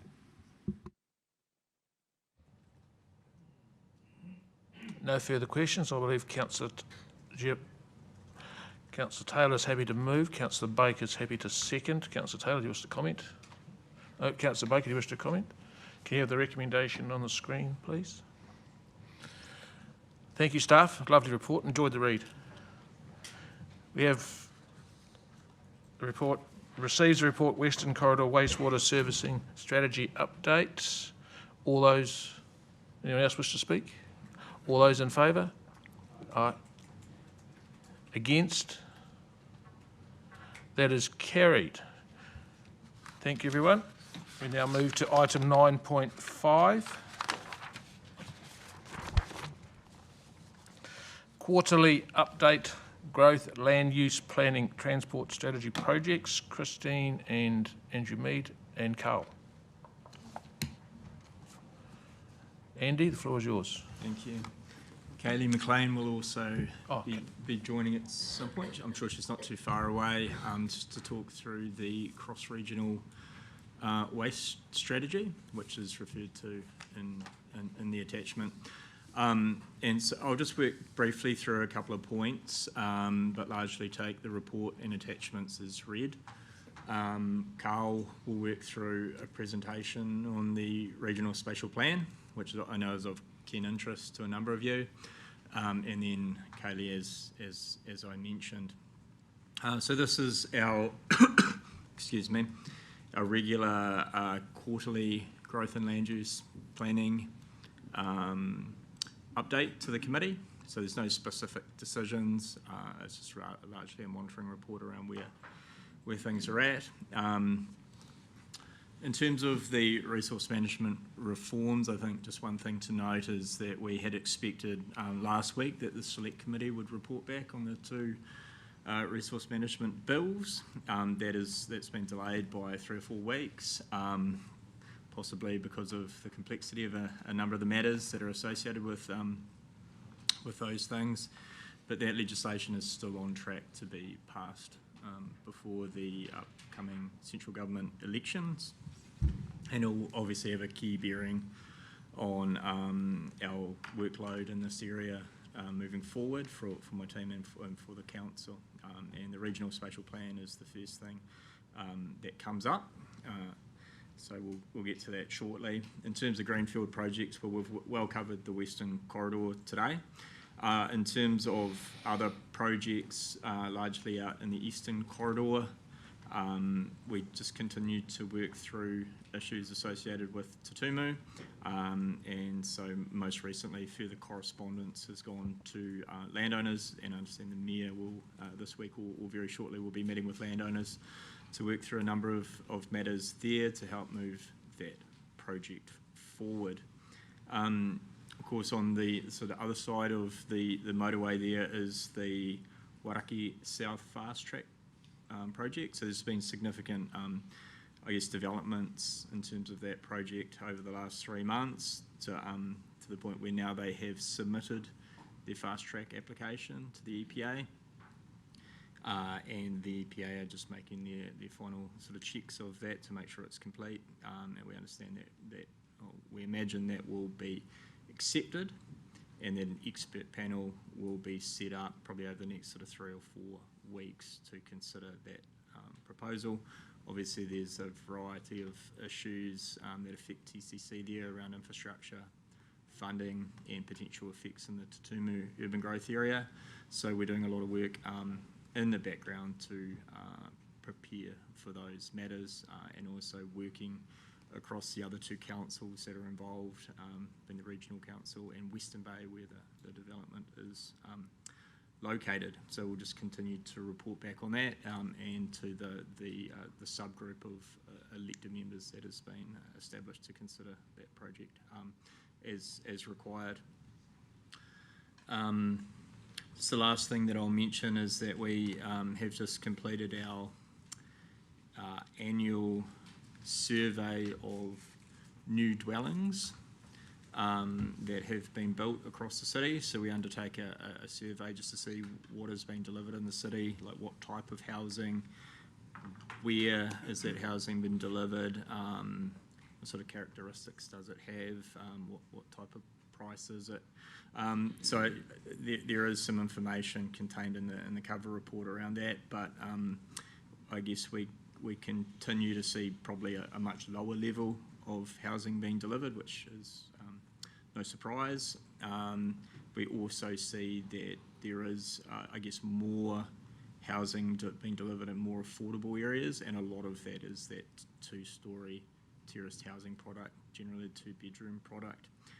So I think we reported this last year to you. We've seen that same trend sort of continuing towards more intensive and smaller housing typologies, and more of a focus at that more affordable end of the market, although costs are still substantial for any form of new housing product.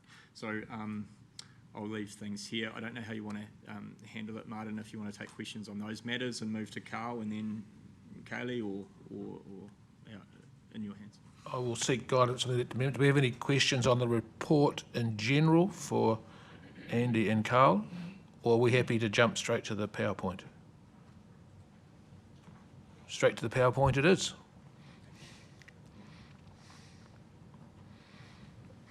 Right, I'll just get connected.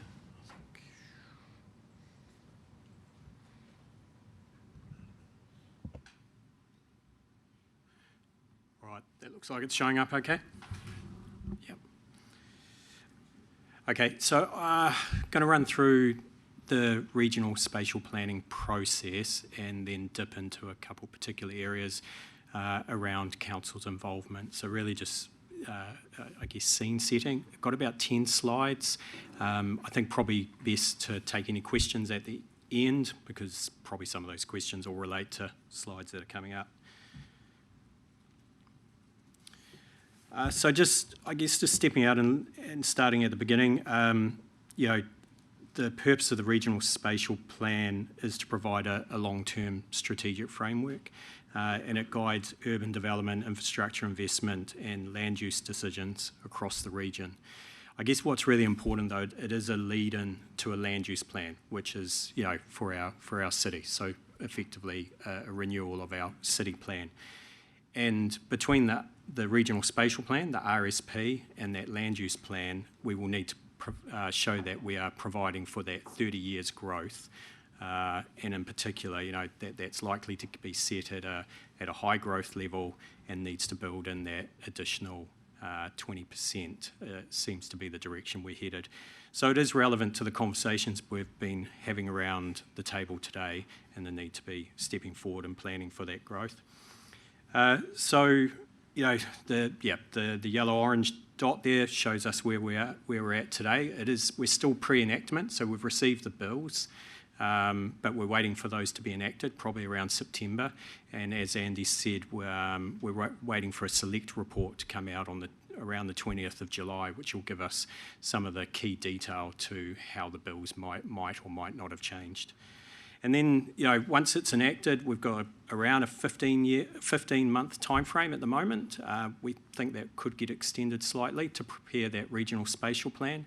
Towards the tail end of that regional spatial plan, we're going to have to be gearing up and starting to prepare the land use plan as well, with the aim to have that notified in early 2029 and approved in 2030. Now, those timeframes might change a little bit, but we don't expect that there'd be a whole lot of change. So I think it's really key to note at the moment we haven't started developing the regional spatial plan. We're in a set-up phase with our partners.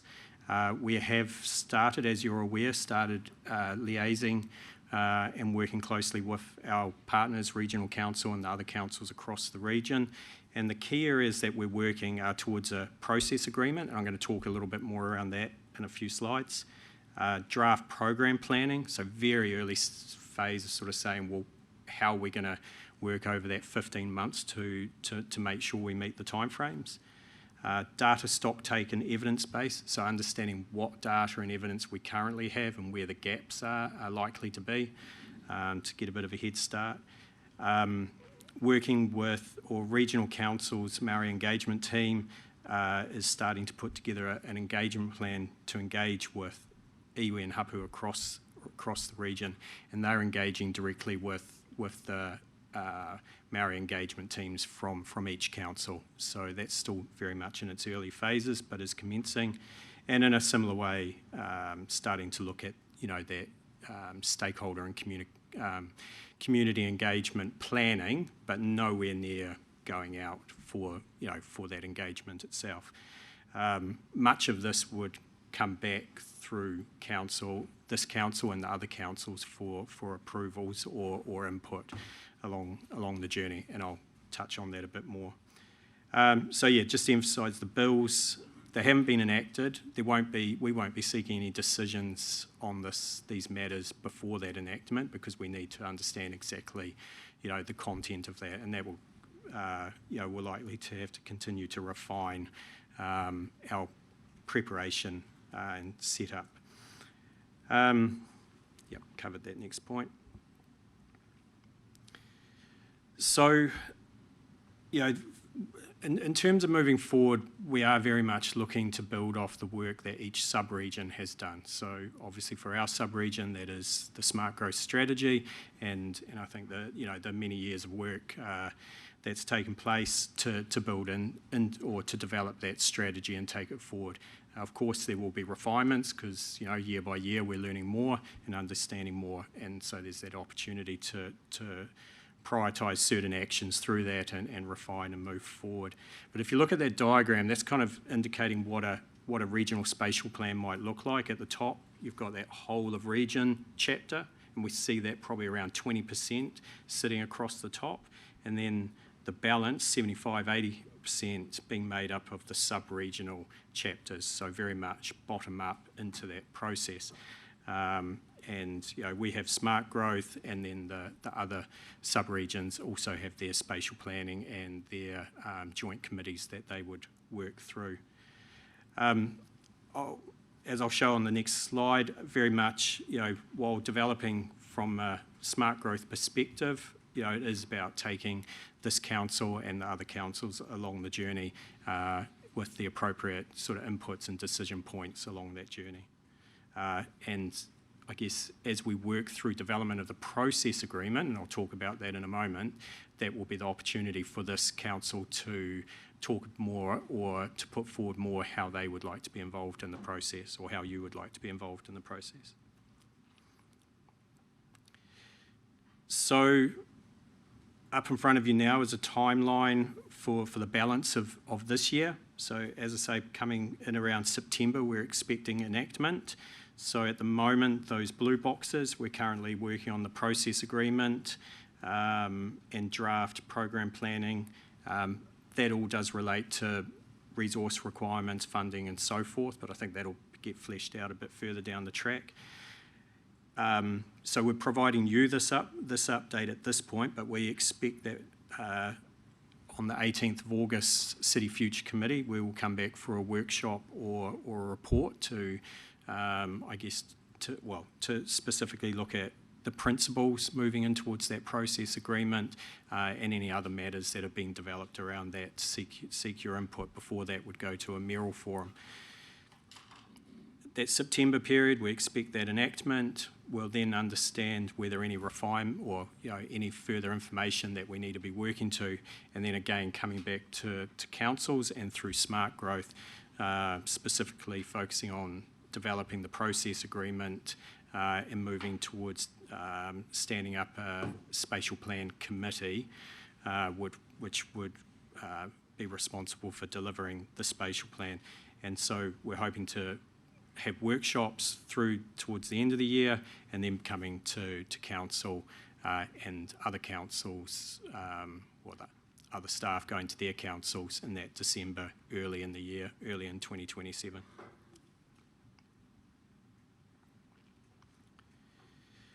So the purpose of this slide is really to show where yourselves as council have specific inputs. So we're currently in the process agreement and spatial plan committee setup, and so specifically for those elements, the decisions will come back to yourselves and the other councils for decision making on the content of that process agreement with the other councils and the makeup of that spatial plan committee.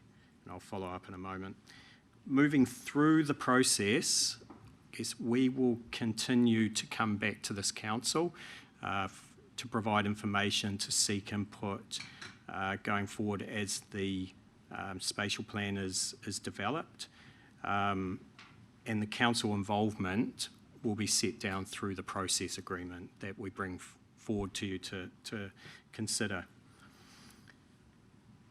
The draft's regional spatial plan itself needs to come back to all councils for approval. So that's why it's integral that we're engaging with you along the journey, because obviously when we bring it back for approval, we want to know that we've been on the right track all the way and getting that approval to take it out to notification. Then it goes through submissions, and those submissions are heard by an independent hearings panel. And then the council decides to accept or reject independent hearing panel recommendations. So again, it comes back through yourselves at that point, along with the other councils. So those are really the key inputs throughout the process. So the process agreement. So this is specifically outlined in the bill, and it is subject to be amended or refined, when enacted. But the agreement is between the councils and sets out the roles of each local authority and how partners will work together, the key issues and opportunities to be focused on. I've got a slide later in the pack here. How the partner councils will work with central government, infrastructure providers and adjacent regions, and we'll probably get quite clear direction on that. How the Spatial Planning Committee will consult with iwi authorities, and how obligations or agreements under iwi participation legislation or existing or initiated mana whakahono are upheld. So early work is underway on these matters, and as per the previous slide, we're looking to bring this up to you through, I guess, progressive reporting and workshops so that you're up to speed, and so that when that process agreement comes to you, you feel that you've had that input, we've heard you, and it's reflective of the direction that you see this taking. Just a couple more slides. The Spatial Plan Committee. So the councils need to work together to agree and stand up a Spatial Plan Committee. That's appointed in accordance with the LGA or through an existing committee established under legislation. So the Spatial Plan Committee is responsible for preparing the regional spatial plan, including options and consultation, appointing a chairperson to that committee, and then appointing a secretariat, and that's effectively the delivery arm, which would likely be made up of staff and other necessary resources through the various councils. The Spatial Plan Committee can include reps from the councils, or shall include reps from each of the councils. A minister may appoint a member, and then other members, for example, tangata whenua or specialist advisors can be considered. So there is that potential to have independent representation on. So again, along with the process agreement, the plan is to bring options up to yourselves, along with the other councils, to be considering to move forward, so we get that direction. And then as we get into closer to standing that up, we've got a clear understanding of what you feel makes up a good spatial plan committee. To help with that, we have started working with our partners on a set of principles, and these principles effectively are there to, as we putting those options up to yourselves, to guide us in terms of making those spatial plan committee recommendations, so around any of the options of the makeup on that committee. So representation or representative, all partners have representation on the spatial plan committee, a regional and sub-regional approach. So just really recognising, as I said earlier, that sort of 75-80%. So how is that reflected in the spatial plan committee makeup? Simple, practical, efficient, effective is probably the other word in there. Tangata whenua representation, so the consideration from yourselves as to how tangata whenua would be represented either on that committee or specifically in a model that inputs into that committee. Independent input is a consideration.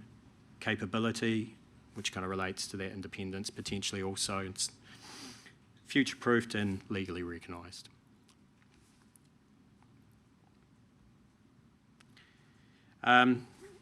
Second to last slide, draft key issues and opportunities. So really these are drawn up from working with our smart growth partners and identifying out of the existing smart growth strategy, and also what we're hearing from yourselves and other, I guess, representatives in the sub-region, the key issues that are floating to the top. I think probably just pointing to a couple, the opportunity to build off smart growth strategy settlement pattern, and also connecting that with the limited housing choice and shortage, so very much recognising the need to grow up with intensification, the need to be looking at how we provide grow out through greenfields as well. And by way of example, also acknowledging the need to manage, at the end, last one there, incompatible activities, and very much that conversation that was had, I think, last Tuesday around the air quality in the Mount, and acknowledging that that's probably an issue that may need to be managed in other areas. So I think particularly on the last two slides, we're intending to bring this back more formalised through our next reporting round or workshop, and seeking feedback, but happy for any feedback in the meantime. So last but not least, and I guess it goes back to that timeline, 20th of July, select committee report coming. So when we report back to you next, we'll be letting you know what might have changed and what that means. 18th of August, looking at either a report or a workshop with yourselves at that City Future Committee to work through some of this in more detail, and I guess, again, emphasising the process and setup as opposed to content. September, we're expecting the bills to be enacted. We've got the mayoral forum, and then through October, December, continuing to engage with yourselves, report up, workshop, whatever's necessary really, and happy to take feedback on that to moving towards that, standing up that spatial plan committee and signing off that process agreement. Happy to take questions.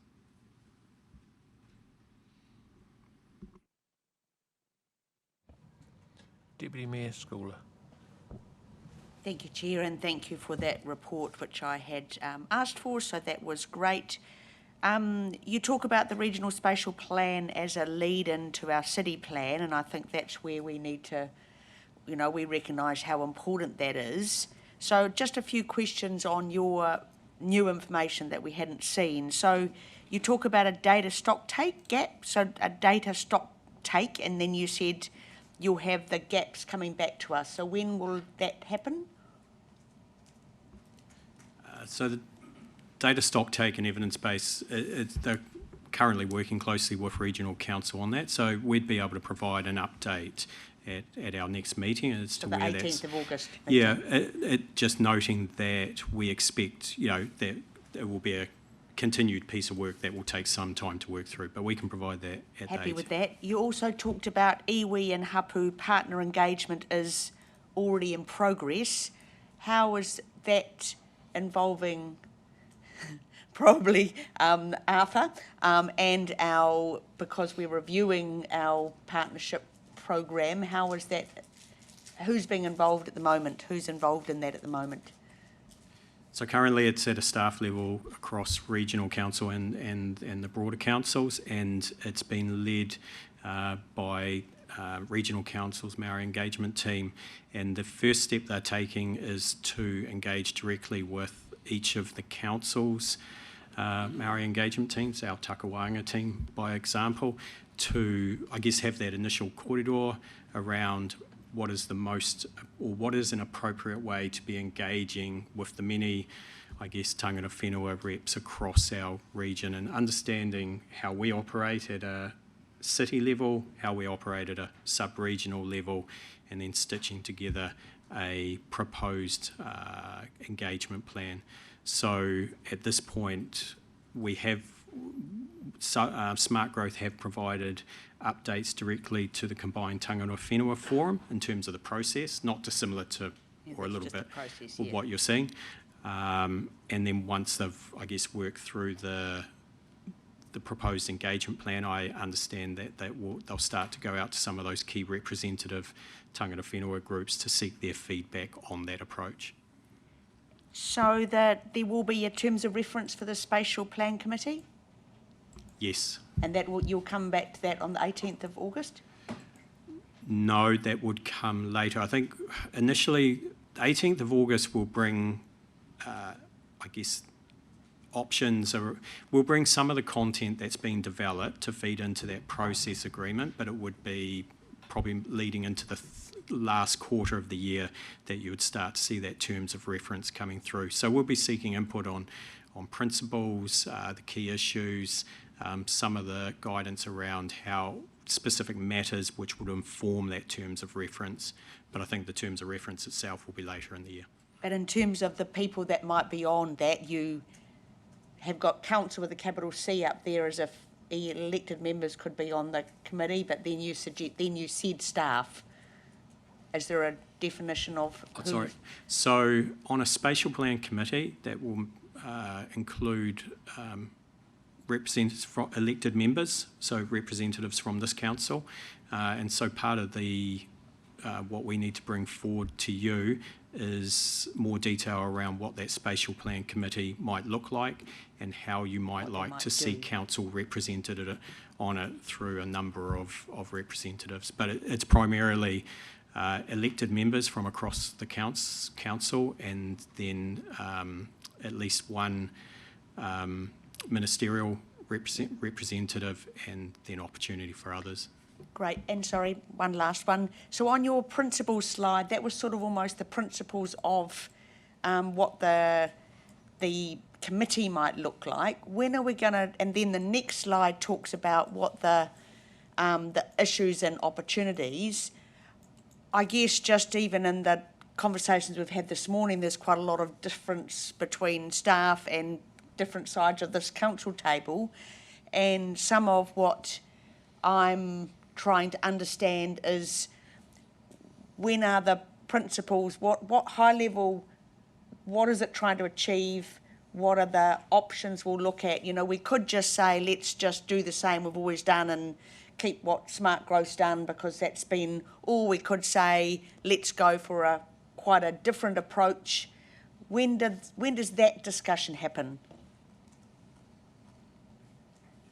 I might just kick off with that. So what will happen of all the kind of key issues, there will be papers put together around them, like what is the issue, what are our options, etc. And as we've spoken about, it needs to be worked through at a range of levels. So a lot of it will be done at a sub-regional level, initially through the sub-regional partner councils, but then feeding up into that broader smart growth area or committee. So in terms of the settlement pattern, for example, like where growth is located and how much intensification in greenfield do we assume and where, those will be key issues that we'll work up options and then bring them to elected members. And again, that's part of the actual development of the RSP, which sits in the next calendar year. And so again, I'm concerned the staff will determine what the issues are and give us an issues paper. We don't say, what does it look like up here? What are the fundamental things that most of the people around this table will want to debate about the regional spatial plan, not issue by issue, because then we don't see the big picture. So I think certainly, as part of the process agreement, it is important to identify, or it is required to identify some of the key issues. So I think we have been discussing as staff workshopping with yourselves through that part of the process, or that early part of the process, to get input. And I think what we do, and I guess we're listening, and we look to try to bring back those issues that we feel that we've heard from yourselves, through the LTP discussions and these other growth-related discussions. Are we hearing you right? Are we missing anything? And we'll continue to do that. Tangata Whenua Rep Arthur Flintoff, followed by Councillor Kudak. Do you know what engagement with Tangata Whenua has been undertaken so far in the drafting of the process agreement? Sorry, can you repeat that? Do you know what engagement with Tangata Whenua has been undertaken so far regarding the drafting of a process agreement? No specific engagement with Tangata Whenua. As noted, at the moment it's happening at across the councils at a staff level to be discussing how that engagement would appropriately occur. The only engagement, as I say, that has occurred is updates on the process generally. So very cognizant that over the coming month or two that engagement needs to start to occur and feed into that process agreement process. Just following up, two questions actually. How will this council ensure Tangata Whenua is on the Spatial Planning Committee? So we will bring back options through this council, and the same options go to the other councils to consider on what the Spatial Plan Committee is made up, or how that Spatial Plan Committee is made up. That will include options of how Tangata Whenua might be directly represented on that committee, or how they would otherwise provide an approach that allows them to have the I guess their input and voice considered at the table. Yeah. Okay. I just had a question regarding the housing supply and affordability. I think you made mention of it. I did read in there that the prices hadn't fallen that much over the last year. Is there any sort of like projections or anything about housing prices coming down? Yeah, okay, so that's going back to the earlier item, but that survey is solely looking at new houses that have been built. I think it was shown that there might have been a very small reduction in the cost. It's not looking at the overall cost of all housing within the city.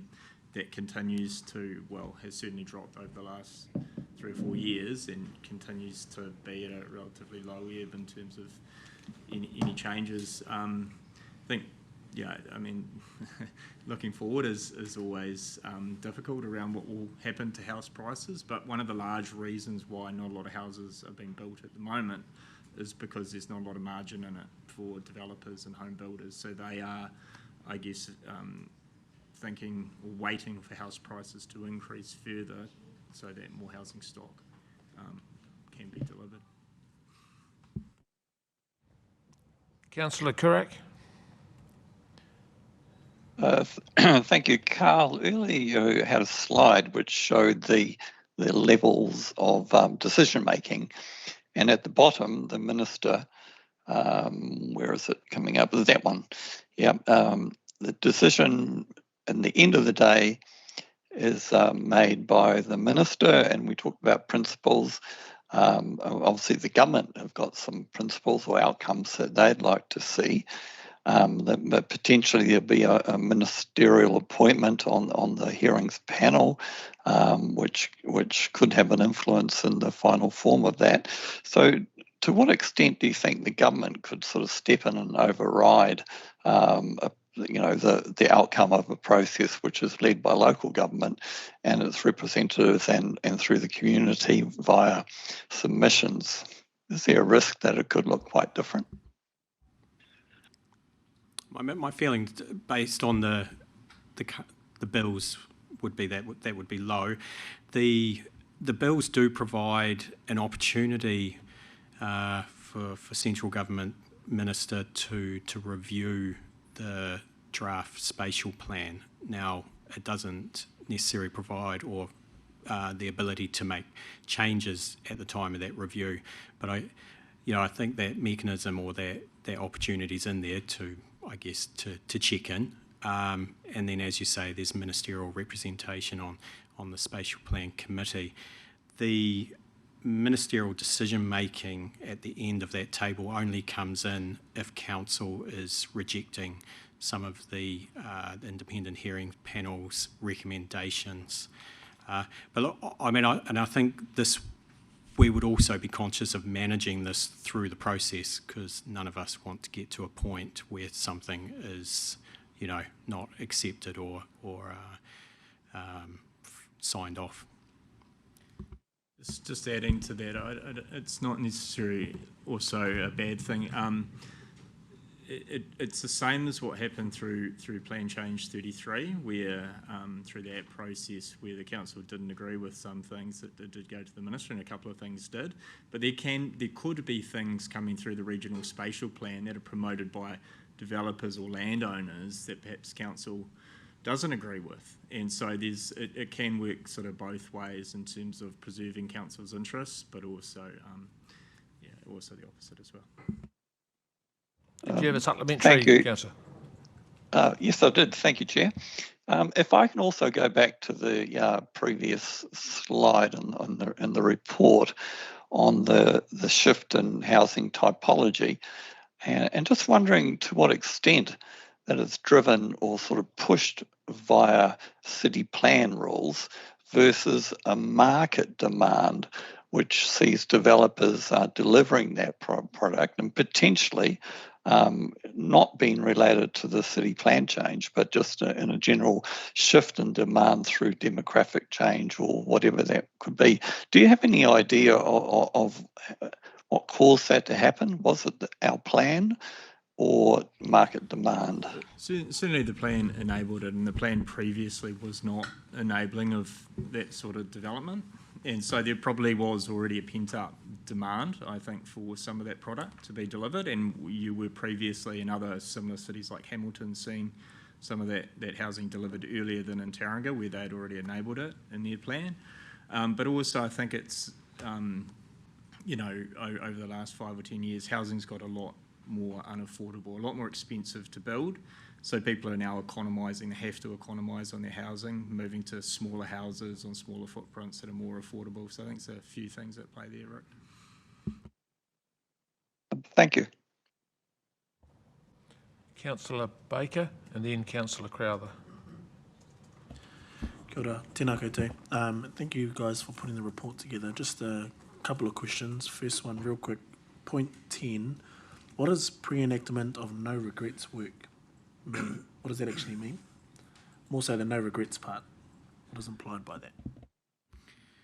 Essentially, we're looking to undertake, you know, preparation work that won't get wasted. So we are very conscious that there might be changes or refinements to the legislation, but we're also reasonably clear on those areas of work that we can push forward with that won't be affected by those changes or refinements.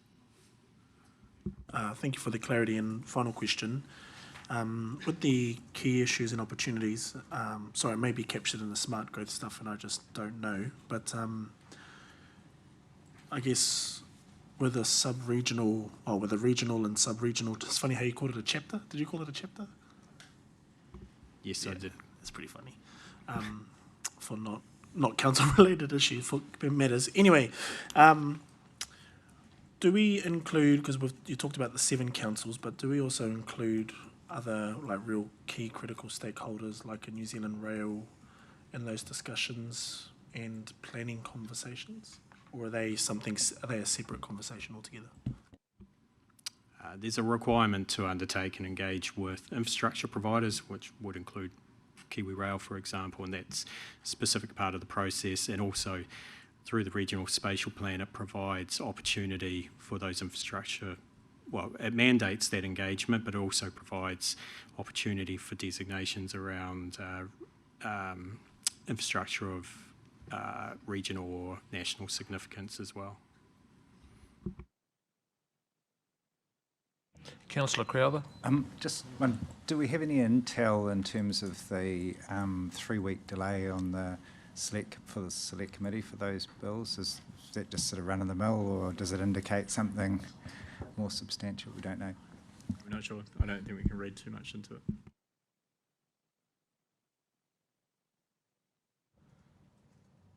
Any other questions relating to the initial part of the report or the PowerPoint?